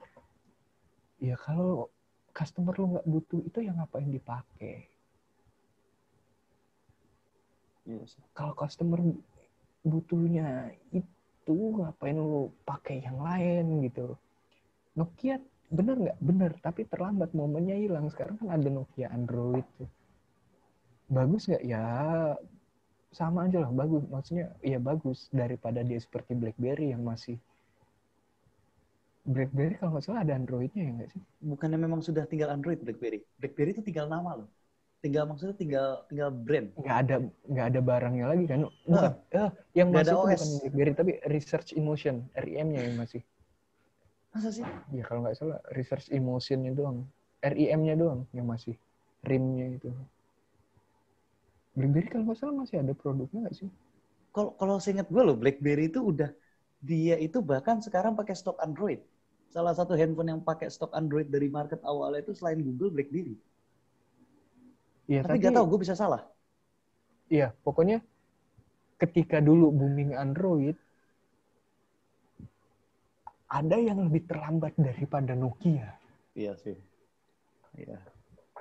Nokia itu mati kalau mati sih kalau kata gue sekarang. Tapi ya bisa disebut hidup juga ketika ada Androidnya. Gue juga jarang sih ngeliat orang pakai handphone Nokia Android gitu. Kayak nggak pernah, belum pernah lihat juga, sumpah gue belum pernah lihat. Gue jujur ya, gue belum pernah lihat sekalipun. Kalau BlackBerry udah. Kayaknya lebih umum deh BlackBerry. BlackBerry Android ya maksud gue dibandingkan Gue Nokia. keduanya belum. Gue keduanya belum karena ya itu tadi. Ya balik lagi dengan pembahasan tadi, ya idealisme itu penting menurut gue. Karena lu tahu standar lu seperti apa. Tapi ketika lu berhubungan dengan orang banyak dan yang terpenting adalah dengan idealisme lu tidak bisa merunning bisnis, ya untuk apa? Oke. Nah, kalau misalnya soal Oh, seperti sorry, itu ya. gue lupa. Apa? Kalau lu tetap masih mau berbisnis dengan idealis, itu misalnya lu standarnya ini, lu cari orang yang mau beli gitu. Oh, kejauhan, Sat. Karena lu, ya itulah. Sorry. Makanya gue mention sedikit aja. Lu cari orang yang beli. Udah itu aja. Itu seperti apa? Nah, nanti lah. Kapan-kapan. Salah. Karena Kalau karena bisa gue itu nggak kan pengen. creating market Karena kan? iya, karena gini. Karena kalau gue bilang seperti itu doang tadi, nanti bilangnya, oh gue nggak boleh Iya sih. idealis dalam satu bisnis. Itu tidak boleh. Lu idealisme bagi gue adalah sebuah standar. Standar lu Iya harus sih. seperti apa gitu. Ya intinya idealis itu boleh ya, apalagi ini ya. Tapi mungkin bisa dikatakan gue kurang rekomendasi untuk menjadi seorang idealis di dalam di dalam berbisnis gitu kan. Kalau lu belum punya pengalaman dan pengetahuan yang cukup. Gitu loh maksudnya gitu. Jadi karena apa ya, kalau misalnya Idealisnya gini dulu. Idealisnya kita kayaknya beda frekuensi nih. Idealisnya itu maksud gue standarnya ya. iya standar ininya dia, barangnya dia kan. Oke, Gitu. betul. Karena kalau misalnya memang lu terlalu idealis dan ternyata konsumen tuh, ini jujur ya, gue nggak tahu apa gimana, tapi singkatnya gini deh. Lu juga anak motor sih, jadi kita bicara motor gak masalah. Knalpot dengan carbon fiber, the real carbon fiber ya, dengan knalpot cetakan. Iya, gitu loh. Lu di mute. Kenapa di mute? Kepencet, sorry, kepencet. Nah, lu kenapa dengan carbon fiber, dengan kemudian carbon look, jadi cuma stiker karbon doang. Oh, ya kan? Harganya udah pasti mahalan yang carbon fiber kan, Zat? Jelas. Nah, cuma jujur ya, di Indonesia ini orang lebih seneng carbon look dibanding carbon fiber asli. Karena gini, ini gue lupa siapa yang bilang ya. Ini bukan omongan original gue, karena orang juga nggak tahu carbon fiber itu apa. Nah, orang taunya carbon fiber adalah motif, bukan carbon fiber adalah sebuah material. Nah itu, maksud gue di situ, Sat. Jadi kalau misalnya kita selalu bilang standar barang gitu, apalagi gue sendiri penggiat otomotif, maksudnya ya orang kayak gue nggak mungkin sih nggak tahu bedanya antara carbon fiber, titanium, bahkan gue bisa membedakan antara carbon fiber dan carbon Kevlar gitu. Itu adalah material yang berbeda. Ya. Nah, yang jadi masalah adalah kita kan jualan nggak ke orang yang mengerti, gitu loh. Nggak cuman di karbon sih gitu kasarnya. Gue jujur ya, gue ada rasa tergelitik kalau sampai gue jualan knalpot yang karbon stiker. Jujur. Gitu. Itu idealisnya gue, standarnya gue. Tapi seandainya ya mendadak karena video ini atau gimana, seandainya ada orang yang pesen knalpot ke gue dan maunya karbon look, mau nggak mau gue lakuin. Itu bersinggungan dengan kesempatan tadi, business opportunity. Itu masih berhubungan dengan yang Nokia tadi, yang BlackBerry tadi. Orang pengennya Android, ya udah switch Android aja. Nah itu maksud gue. Dengan lu tadi. Maksud gue, ataupun gue misalnya mau creating market, ya kalau creating market bisa sih dibahas gitu. Cuma maksudnya itu mungkin disimpan. Beda lagi. Itu mungkin disimpan gitu kan. Nah jadi maksud gue, kalau misalnya memang lu gak punya kemampuan untuk creating market atau bahkan untuk lihat pasar, gitu kan. Maksudnya kan orang nggak tiba-tiba mendadak ngeliat ke gue, gue pesen dong knalpot carbon loop sama lu. Kan nggak ada yang begitu, Sob. Tetap gue ada ilmunya mencari tempatnya bagaimana segala macam. Jadi maksud gue, idealis itu boleh. Semua orang punya standar. Bahkan idealis itu jangan sampai hilang gitu. Tapi kalau udah dalam bisnis, sebelum lu kekeh sama idealisme lu perlu gitu loh untuk membangun yang menjadi dasar. Jadi idealis itu boleh, tapi kalau idealisme tanpa dasar. Tanpa dasar melakukan loh maksudnya. Jadi tanpa dasar membangun idealisme itu tetap roboh juga. Ya, gitu. Mungkin itu yang mau gue sampaikan gitu. Jadi sorry banget loh tadi gue potong itu karena lu nggak apa-apa. Jadi biar kita satu frekuensi dulu. Yang idealisme yang kita maksudnya apa? Idealisme secara logika kah atau idealisme secara standarisasi sebuah produk gitu. Nah, itu. Walaupun akarnya sama, tapi kan dalam pembahasan harus ada frekuensi dalam penggunaan istilahnya gitu. Ya, itulah gitu kan. Jadi satu frame lah gitu. Nah, oke. Ya, lanjut ya. Tepat. Lanjut. Nah, itu kan tadi kita karena udah menyinggung dia. Emang ini gue simpel. Yeah. Karena untuk udah menyinggung soal segala macam. Berarti boleh dong downgrade kalau misalnya memang secara data, secara statistik, secara permintaan, bahkan kebutuhan konsumen itu pengennya downgrade. Atau mungkin bukan downgrade ya, tapi kalau lu butuh, katakanlah. Berarti boleh dong downgrade. Gue nggak gini. Downgrade itu ketika lu gini. Ini cuma ada satu produk. Nih gini. Lu cuma ada satu produk nih. Satu produk. Lu downgrade. Iya, itu downgrade. Tapi ketika lu ada satu produk, lu nambah grade di bawahnya, itu bukan downgrade. Itu adalah opsi. Varian. Nah, ini gue seneng deh. Itu varian namanya. Itu bukan downgrade, itu varian. Misalnya, ada orang mau, gini, di restoran hamburger yang benar-benar hamburger, itu pasti ada dua pilihan untuk diferensiasi harga dan diferensiasi pasar. Itu ada yang daging sapi dan daging ayam. Daging ayam itu emang untuk yang konsumen pembeli yang daging sapi itu untuk orang-orang yang emang suka dan mau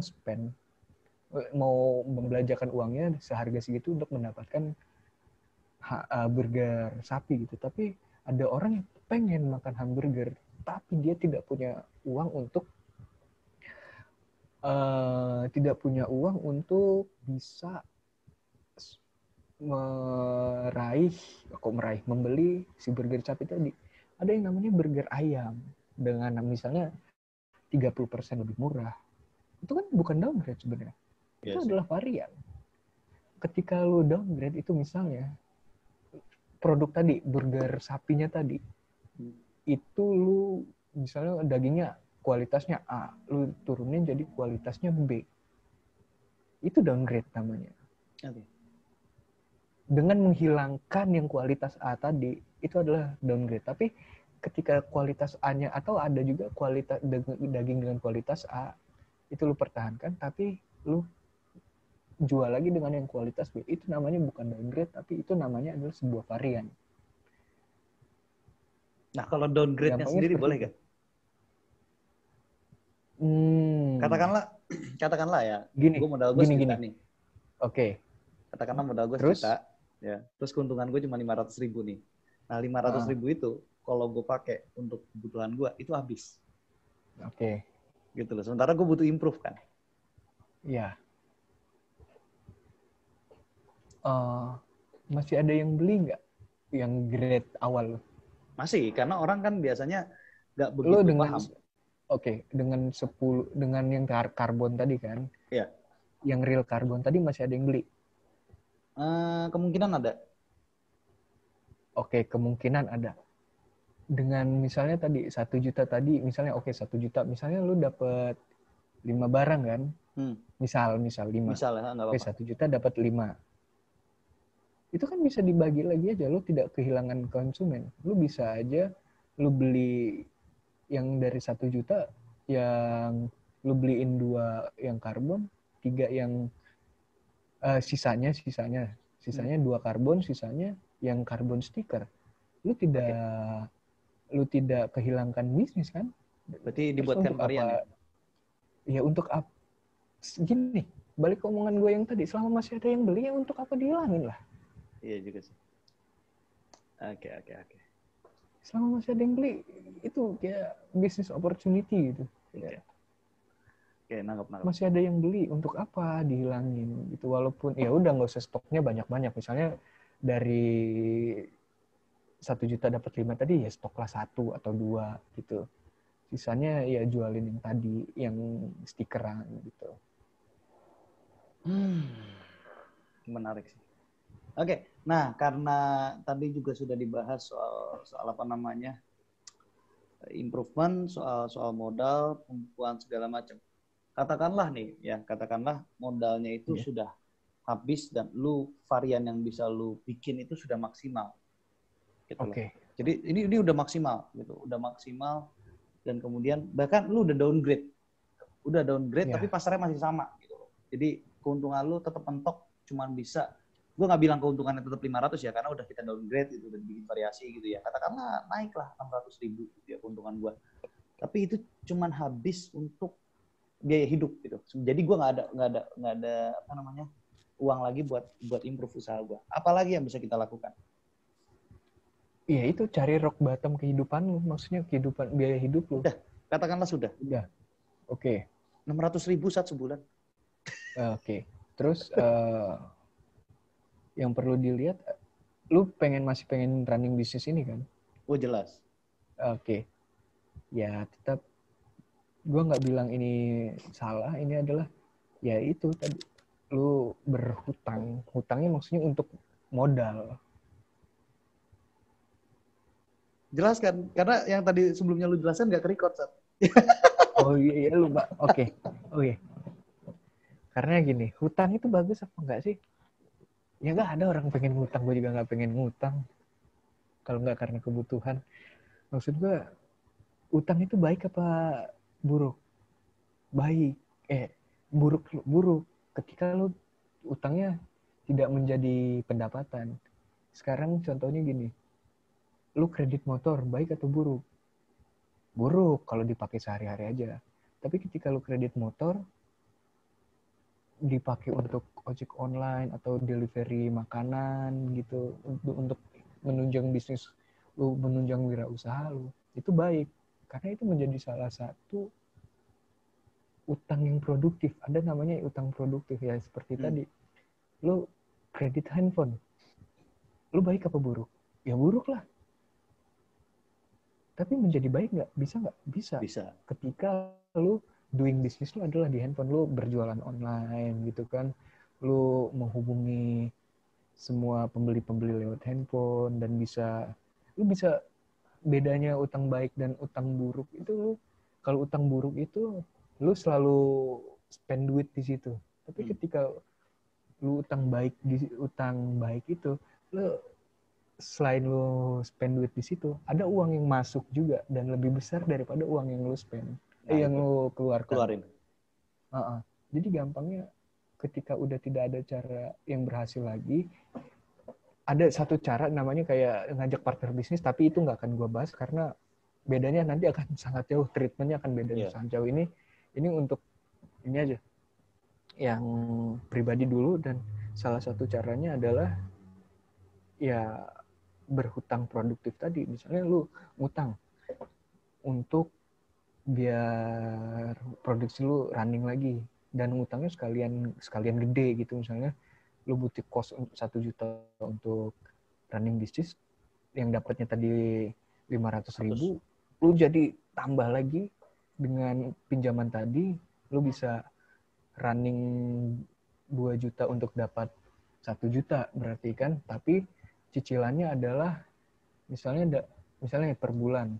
Itu dapatnya per bulan ya, misalnya dapatnya 1 juta, tapi lu harus spend 200.000, otomatis jadi 800.000 kan pendapatan lu. Itu kan lebih baik daripada lu tidak mendapatkan sama sekali, tidak ada improvement. Bahkan kalau bisa sekalian gitu loh, misalnya 10 juta gitu kan.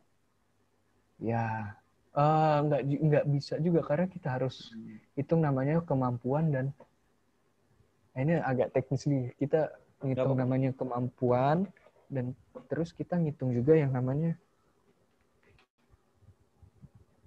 gudang sih harusnya kita, bukan gudang sih, tempat kita naruh barang. Nanti kalau kita belanjanya biasanya 1 juta, tempat kita tuh mampu nggak nampung 10 juta, dan umur kadaluarsa bahan-bahannya bisa nggak? Berarti dilihat dari perputaran. Jelas. Okay. Dilihat dari perputaran dulu. Ngelihatnya dari mana? Ya dari pembukuan tadi. Kan lu catet tuh tadi. Betul. Misalnya beli terigu tuh tadi. Beli terigu, kadaluarsanya berapa lama. Jangan nanti kadaluarsa setahun yang lu beli 10 juta tadi, ada yang sampai 1 tahun nggak kepake. Berarti kan sudah kadaluarsa, dan itu sudah tidak layak jual. Beririsannya nanti dengan kualitas. Iya, betul.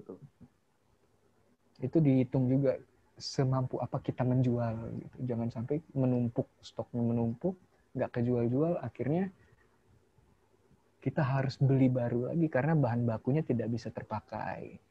Iya. Kayaknya udah semua sih ya.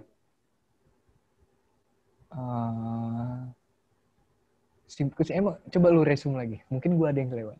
Oke, jadi ini resumenya gitu ya. Pertama kita bahas soal bisnis ya. Bisnis itu pertama apa sih yang dibutuhkan adalah mental. Mental untuk memulainya dulu pasti itu udah paling pertama. Mental untuk memulai, terus kemudian mental untuk belajar. Jangan gampang capek, jangan gampang nyerah gitu kan. Jadi ya samalah dengan orang bekerja gitu kan, apalagi di masa resesi gitu kan. Itu harus kuat lah gitu, capeknya itu harus kuat. Nah, kemudian saat mental itu sudah terbangun, apa sih yang dibutuhkan? Yang dibutuhkan salah satunya adalah pembukuan ya. Pembukuannya ini ada pembukuan itu dibagi 2, ada pembukuan mana? Ada yang satu yang kelewat. Mentalnya harus mental enough is never enough. Oh iya, betul. Sorry. Cukup itu tidak cukup untuk dalam keadaan sekarang ya. Iya, cukup betul. Itu tidak cukup. Nah, itu untung udah diingetin sama Satria.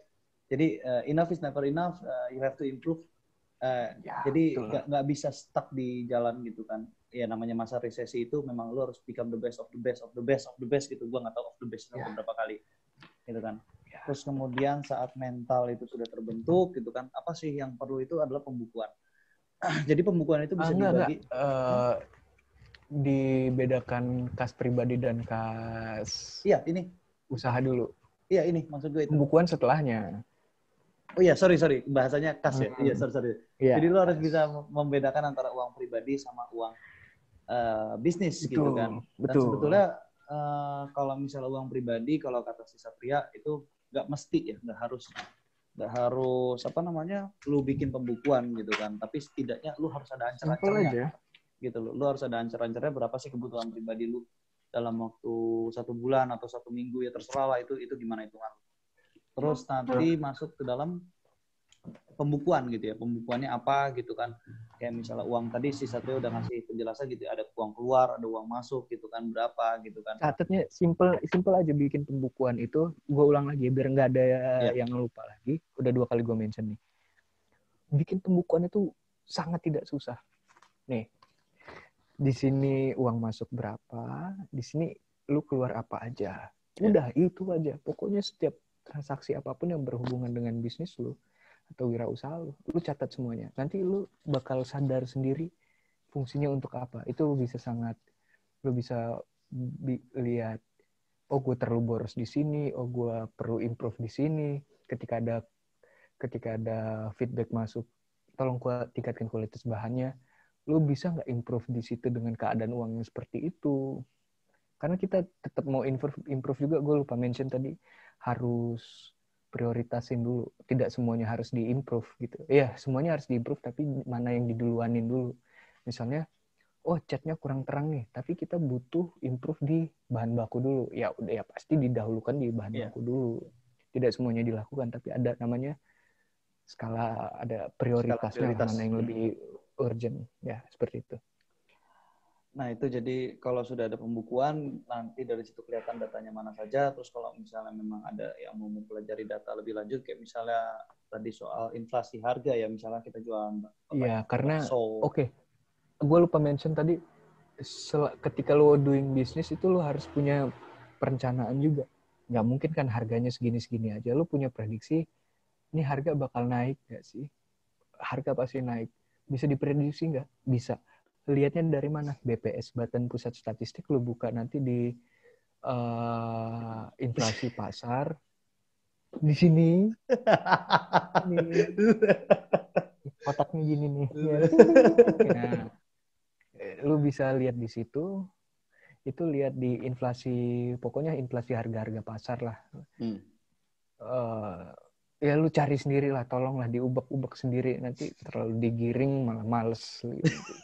Nanti gue linknya bakal gue kasih gitu, cuman maksudnya Satria, Iya, badan bahan pusat apa, statistik. Iya, misalnya lu jualan roti gitu kan, lu lihat harga terigu terigu sekarang berapa, lu lihat nanti, oh inflasi rata-ratanya misalnya 2%. Oke, berarti untuk kedepannya lu perlu mempersiapkan ada kenaikan 2% nanti. Karena nggak mungkin harganya stagnan. Dan untuk naikin harga juga karena bahan bakunya naik juga berdasarkan dari situ. ya. Gitu. Nah, berhubung Satria juga udah tadi berdasarkan dari situ, namanya orang jualan tadi, yang namanya pembukuan itu penting gitu, karena itu nanti akan memberikan data. Jadi yang namanya orang jualan, orang nggak mesti jualan ya, tapi berbisnis, ya berbisnis secara Apapun general. lah. Iya, apapun lah, itu Bisnis kan berdasarkan dibagi dua ya, ada barang dan jasa. ya, ada Nah, barang itu. dan jasa. Gitu loh. Jadi bisnis secara general itu tidak ada yang jelek. Tapi dalam melakukan bisnis itu kita harus berdasarkan data gitu loh. Jadi oke, kalau penjualan bulan ini sekian, bulan ini sekian, nanti biasanya ada ritmenya gitu. Tapi balik lagi itu gak bisa dipelajari hanya dengan teori, dari itu harus dipelajari saat sudah melakukan. Nah kemudian Satria juga tadi sudah menyampaikan kapan sih kita harus berhenti gitu, kapan kita harus bukan berhenti ya, tapi mungkin bisa dikatakan ya stop, ada yang stop atau mungkin changing the subject. Itu saat Iya. kalau Jangan bilang berhenti, tapi lu pause sebentar untuk balik ke data tadi. Bukan data itu. sih, pembukuan tadi. Salahnya di mana? Atau lu kayak merefleksikan diri, gue apa sih yang bikin Evaluasi. salah ini? Ya, evaluasi tepat sekali. Gitu. Jadi balik lagi semuanya evaluasinya berdasarkan data, tidak dari asumsi pribadi gitu kan, atau misalnya seperti apa gitu. Jadi semuanya berdasarkan data yang sudah didapat dari penjualan atau apa namanya perputaran uang sebelumnya. Terus kalau misalnya memang harus berhenti dan feedback, ingat. Ya, feedback dari konsumen. Betul. Ya. Nah, kalaupun memang harus berhenti gitu ya, itu memang juga bukan berhenti yang semata-mata hanya berhenti gitu. Tapi lu lihat dari datanya gitu. Kalau tadi Satria sendiri bilang ada tiga kali apa namanya kegagalan, menurut maka ditinggal. 3 kali berhenti dulu atau pindah ke yang lain. Nah itu. Jadi 3 kali kegagalan maka dia berhenti dulu atau dipindahkan, changing the subject lah intinya. Yang misalnya tadinya jualan ayam jadi jualan ikan gitu loh. Atau mungkin bisa cari yang senada gitu. Cuman mungkin ada perbedaan gitu. Nah itu kita tahu dari mana sih kita harus changingnya kemana atau bergantinya kemana, itu balik lagi tergantung lu sebagai pelaku usahanya gitu. Karena nanti lu yang tahu, lu yang tinggal di daerah situ, apalagi kalau misalnya usahanya berbasis UMKM, itu berbasis dengan masyarakat. Balik lagi UMKM bergantung pada daya beli masyarakat. Artinya lu yang tahu skupnya di situ, lu yang tahu harus bergantinya kemana gitu. Dan balik lagi itu secara data. Kalau misalnya memang lu harus keliling pasar, lu harus kemana gitu buat nyari tahu gitu, atau lu tanya ini, atau lu bahkan ya, kalau gue sendiri, kalau gue pribadi, gue tuh nongkrong dari pagi sampai pagi di satu tempat cuma buat mengawasi satu tempat usaha kalau nggak ada kerjaan. Ya, gitu loh. Nggak apa-apa. Itu namanya kan observasi. Nah itu gitu loh. Bisnis itu umum dilakukan kok, namanya observasi. Nah itu jadi itu sesuatu yang harus lu lakukan. Jangan ada kata capek gitu loh. Nah terus kemudian ada tadi kita bicara juga. Jadi tadi kita udah bicara berhenti, kapan sih harus kita improve? Saat ada kelebihan atau margin atau perbedaan antara uang uang keuntungan sama apa yang kita butuhkan dalam kehidupan sehari-hari. Saat itu ada perbedaan, maka uang itu bisa digunakan untuk improvement. Dan improvement juga tidak semata-mata hanya asal improve, tapi lu lihat dari skala prioritasnya mana yang harus diimprove terlebih dahulu. Nah, mana yang lebih penting dulu lah. Nah itu, dan salah satu yang menjadi perbedaan, tadi juga sempat dibahas, perbedaan antara orang yang memang biasa menjadi pekerja dan menjadi seorang pebisnis adalah dari cara mereka menekan gaya hidup, bukan menekan ya, tapi lebih ke arah postpone. Jadi self reward itu penting, tapi kadang-kadang dia postpone untuk kebutuhan improvement. Gitu tidak harus saat itu, lebih tepatnya. Tidak harus saat itu. Ada waktunya. Gini. Manusia itu kan butuh, bahasa kasarnya bahasa basarnya itu butuh pamer lah. nggak ada manusia yang nggak pengen pamer. Itu berhubungan dengan self esteem. Itu teorinya siapa sih yang teratas ya, self esteem itulah. Harold Maslow. Ah, Maslow, kalau nggak salah Maslow. Benar, Maslow. Itu berhubungan dengan self esteem loh. Karena ada beberapa 5 kalau nggak salah ya. Ya, Iya, 5. ada beberapa tingkatan. 5 itu hierarki. paling atas adalah ya 5 hierarki kebutuhan manusia. Ada self esteem, lu butuh pengakuan. Pengakuan salah satunya dengan pamer lah. Iya, pamer itu penting nggak? Ya penting lah. Itu adalah aktualisasi diri lu.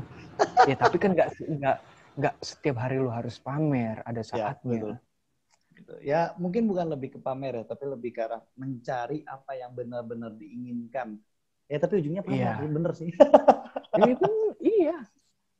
Self esteem lu butuh self esteem artinya pengakuan diri gitu. Lu butuh diakui sebenarnya.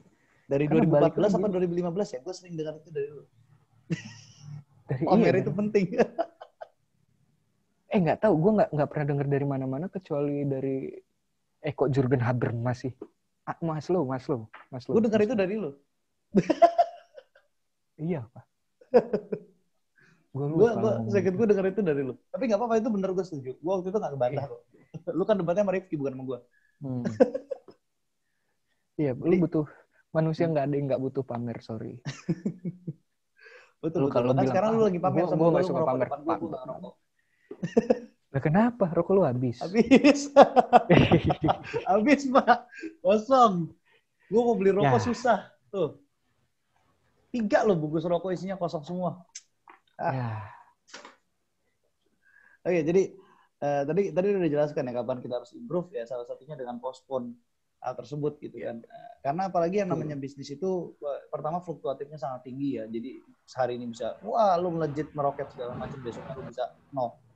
Ya nanti jangan kaget lah kalau misalnya lu sudah mulai berwirausaha gitu ya. Hari ini detik ini lu pegang duit 1 triliun, 2 detik kemudian lu pegang duit 0. Itu udah ya nggak segitu. Tapi ya kalau bisnis lu udah gede bisa sih kayak gitu. Gitu loh. Itu balik lagi uangnya uang bisnis, bukan uang pribadi lu. Nah, terus kira-kira apalagi sih tadi yang dibahas improvement udah, soal selesai udah, kayaknya udah ya. Oh ya ini, lu harus bisa ngikutin apa gimana? Oh, ngikutin apa? Enggak, ini gue kasih terakhir aja. Ini ngikutin konsumen gitu ya. Jadi konsumen lu itu butuhnya bukan apa, ngikutin, apa. Bukan ngikutin juga, tapi mendengar.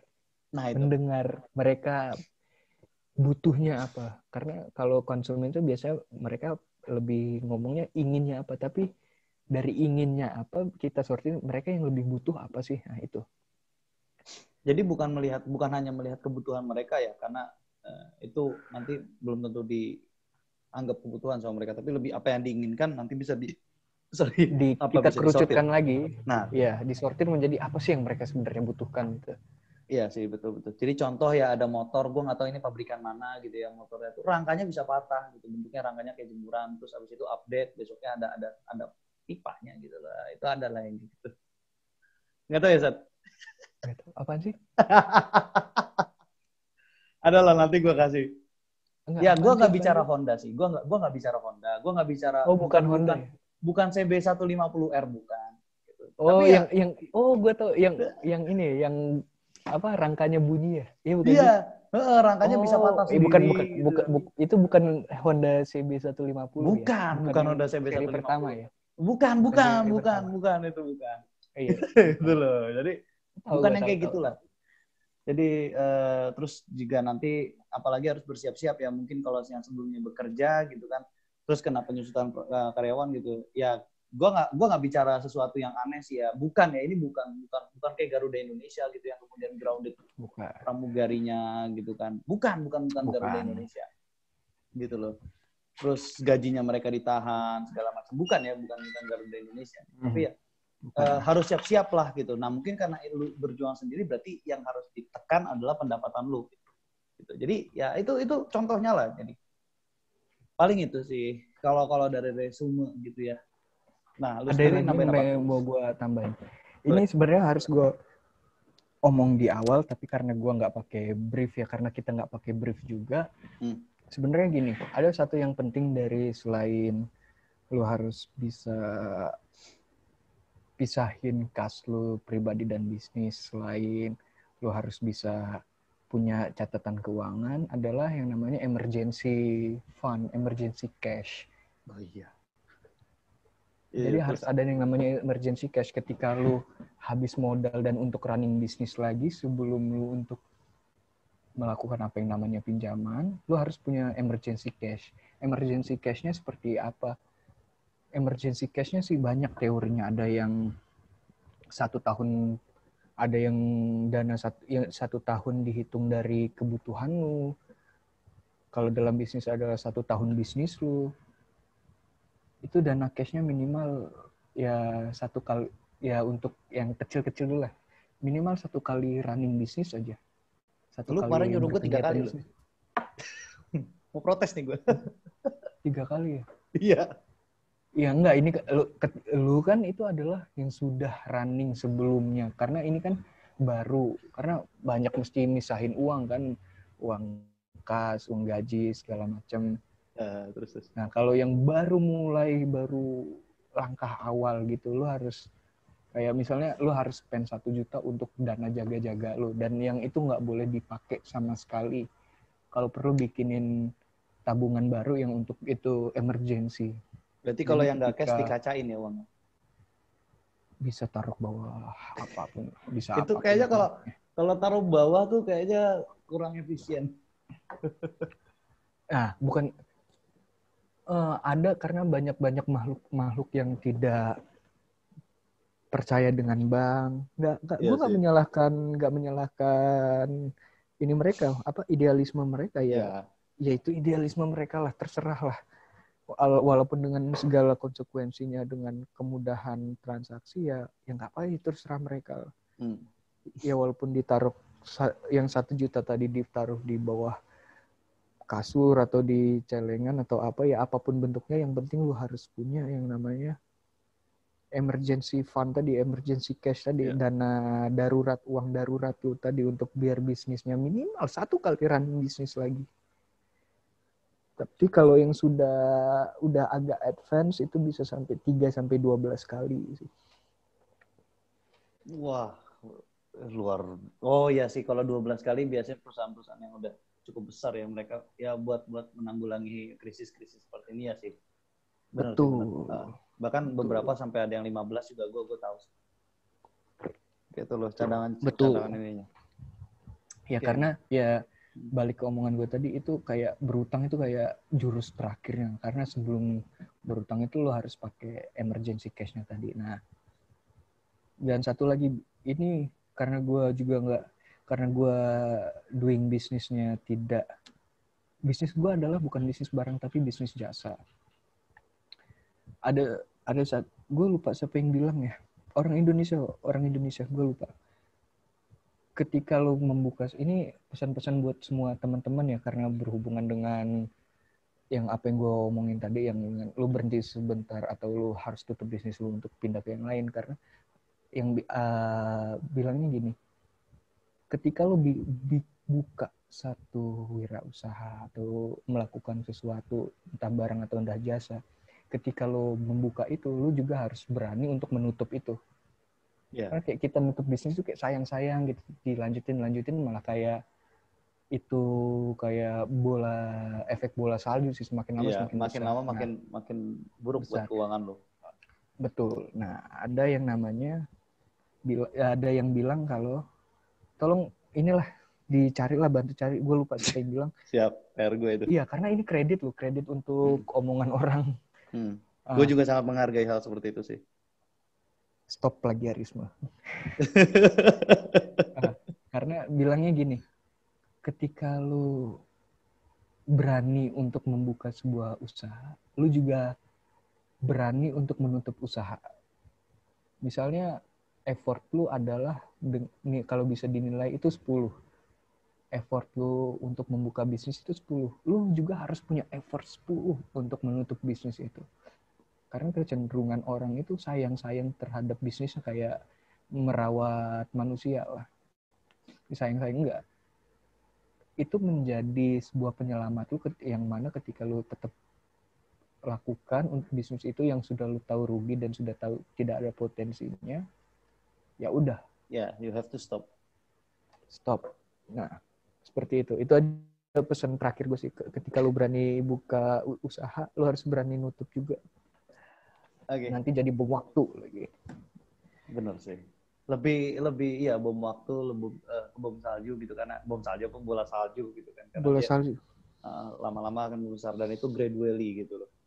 Nah ini kayaknya udah cukup lama juga gitu kan. Berapa jam sih ini yang recording kedua ini? Gak tahu, gue gak bisa ngeliat berapa jam. Kok gak ada waktunya ya? Emang, makanya gue suka lupa waktu kalau recording via Zoom ini. Gak ada waktunya ya? Gimana sih ngeliatnya? Gak tahu gue, sumpah gue gak tahu. Gue tadi estimasi waktu tuh dari jam di HP gue. Makanya gue tahu bisa 2 jam kita belum udah recording 2 jam terus gak jalan. Wow. Tapi gak apa-apa kalau misalnya emang kepanjangan, nanti gue edit kepotong gitu loh. Tapi emang kayaknya kalau gue ngobrol sama lu gak pernah sebentar deh. Dulu yang di Kemayoran aja berapa lama itu? Itu dari jam 7 pagi sampai jam 1 kalau nggak salah, lama iya. Pokoknya. Itu juga mending. Yang ini mending. Kita masih ngomonginnya berfaedah. Kemarin tuh kebanyakan ngomongin yang jelas. Ngomongnya itu karena kita ada topik bahasan gitu. Jadi nggak kemana-mana. Iya juga sih. Tapi kayaknya kalau kemarin itu kita ada topik bahasan pun ya, itu bakal terdistraksi sama si Dedi sih yang pakai celana pendek gitu kan, datang gitu. Itu tetap ngaco sih kalau gue rasa. Halo.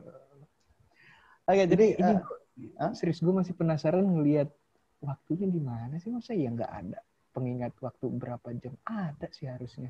Gak tahu. Soalnya dulu waktu di kantor yang dulu gue kalau Zoom meeting tuh ada waktunya. Dia punya timekeeper, kita nggak punya timekeeper. Window show bar fine starting.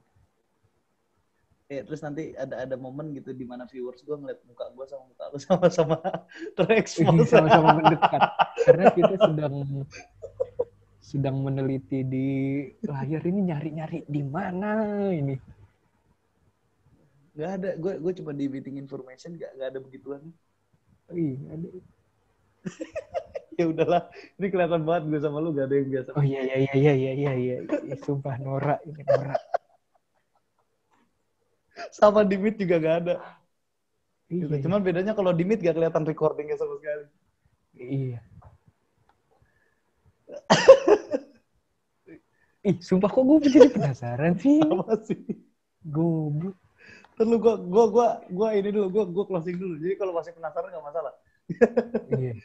Nah, lu kan penasaran. Nah, karena gantungan lu dari gue, viewersnya jadi gue masukin dulu lagi. Nah, monggo cari. Oke, gue Green Wombat. Ini untuk penutupnya, silahkan nikmati wajahnya Satria Prawira yang mencari tombol recordingnya di mana. Gitu kan? Udah nggak nyari lagi. Nggak nyari. Mungkin kalau misalnya nanti ada pembahasan lain, gue bakal coba kontak dia, atau kalau ada yang mau ada, gue nemu. Sialan. Closing. Outro gue didistraksi. Nanti kasih tahu gue penutupan dulu. Oke, jadi kalau misalnya nanti ada yang penasaran sama Satria Prawira, bisa ketik di Google sebetulnya, atau nanti gue kasih link di deskripsi Instagramnya dia gitu. Kalau Facebook lu personal ya, Facebook lu ya? Enggak juga lah. Enggak juga sama. Enggak. Ya, Instagram aja lah. Instagram aja, oke. Jadi Instagramnya nanti kalau emang lu ada yang mau follow sama dia gitu kan, atau lu mau DM-an sama dia, silahkan aja gitu kan. Terus nanti kalau ada yang komen 2 gondrong tapi nggak ada yang nyolong, ya. Gue baru ini ngeliat dia gondrong, sumpah. Kalau gue dari dulu gondrong. Gue gitu. Karena males aja sih, akhirnya jadi kepanjangan sendiri, tapi ya udahlah, pertahankan malasnya. Jadi ini Satria Prawira, apa sih backgroundnya tuh dari politik, tapi kemudian dia ada tidak, saya background saya tidak politik. Apa sih sarjana lu, gue lupa. Iya, kuliahnya, sorry. Bener kan? SIP, iya, sarjana lu ilmu politik kan? Cuman dia lebih banyak fokusnya ke ekonomi. Makanya kalau di Facebook suka ada yang tanya sama gue segala macam, dalam hati gue masih miskin, gue gak ngerti soal bisnis, ngapain lu tanya bisnis sama gue, lu tanya bisnis sama orang yang ngerti. gitu. Cuman kalau gue mention dia di Facebook gue, dia sukanya jawabannya ngocol. Gitu. Dia ini pinter, tapi dia bercandain gitu loh. Gue kemarin bujuk dia, ayo dong bikin video gitu. Maksud gue biar lu juga lebih serius lagi gitu. Karena dia pinter. Gitu loh. Jadi Tidak. IPK terakhir, indeks prestasi semester akhir saya 2, sekian masalahnya. gue drop out dari UPI. Jadi, ini Satria Prawira gitu kan, dan kalau misalnya emang ada yang mau tahu nanti IG lu? PRAWIRAST Prawiras. WIRAST. Oh, Papa Romeo Alpha, Whiskey India berarti ya, India. Ya, Romeo Alpha, Sierra Tango Alpha. Nggak pakai A. PRAWIRAST. ST aja. Oh, Sierra Tango. Ya. Nah, nanti gue bakal kasih linknya dan gue edit gitu ya. Nanti editnya nutupin muka gue. Edan. YouTuber bisa edit loh. Oh iya dong. Gue beli HP cuma biar bisa belajar editing doang. Gila. Udah, paling itu dulu. Kalau misalnya ada yang lain nanti gue bakal bahas yang lain. Sekian dari gue. Terima kasih yang udah mau menonton. Gue nggak tahu ini bakal jadi satu part atau beberapa part. Enaknya gimana, Sar? Bebas aja gue mah. Video-video lu ini mau nggak di-cut juga terserah. Video-video lu ini. Iya, tapi lucu juga sih kalau nggak di-cut itu yang nontonnya kayaknya gimana gitu kan. Enggak, aku gitu. bingung aja yang nonton berjam-jam itu siapa sih? Ada, sumpah. Kalau gue lihat catatan ya, lu tahu nggak? 30 menit aja kayaknya gue udah pause gitu. Gue udah pindah video lain. Gue viewers retention gue di 3 video itu rata-rata di atas 1 jam, Sat. Gue justru bingung gitu. Gue aja yang nonton, gue yang bikin videonya sebenarnya gue bingung gitu. Gue harus nyari waktu, apalagi waktu itu sama Dokter Afa, satunya sama Indah kan. Wah, itu susah banget nyari waktunya. Gitu, karena 3 kan. Waktu gue nggak sibuk, si dokternya yang sibuk. Waktu gue sama dokter yang nggak sibuk, si Indah yang ini kan. Wah, itu repot banget. Gitu loh. Tapi ya gitulah. Nah, ini juga sebenarnya gue bikin video sama lu susah ya. Kita perencanaan dari bulan apa? Karena itu kita sempat lupa juga sih sebenarnya. Sempat lupa juga sih. Aduh. Ya, itu lama lah pokoknya. Lumayan lama, makanya gue sempat mempersiapkan backgroundnya dia, dan gue sekarang lupa lagi. Gitu. Emang kayaknya harus dadakan ya? Bukan dadakan sih, perlu diingetin lagi. Bukan masalah dadakan, karena lupa. Iya. Ya pokoknya itulah gitu. Kalau misalnya ada yang lihat dia di Facebook gue, silakan aja say hi gitu kan. Apalagi paling ya itu aja dari gue. Gue Green Wombat, kerjaan gue gue anak 20 tahun yang kerjaannya minta duit dari bapak. Mohon undur diri. Sekian dari gue. Salam. Gue Berkah no riba. Gue belum stop recording. Please stop ya,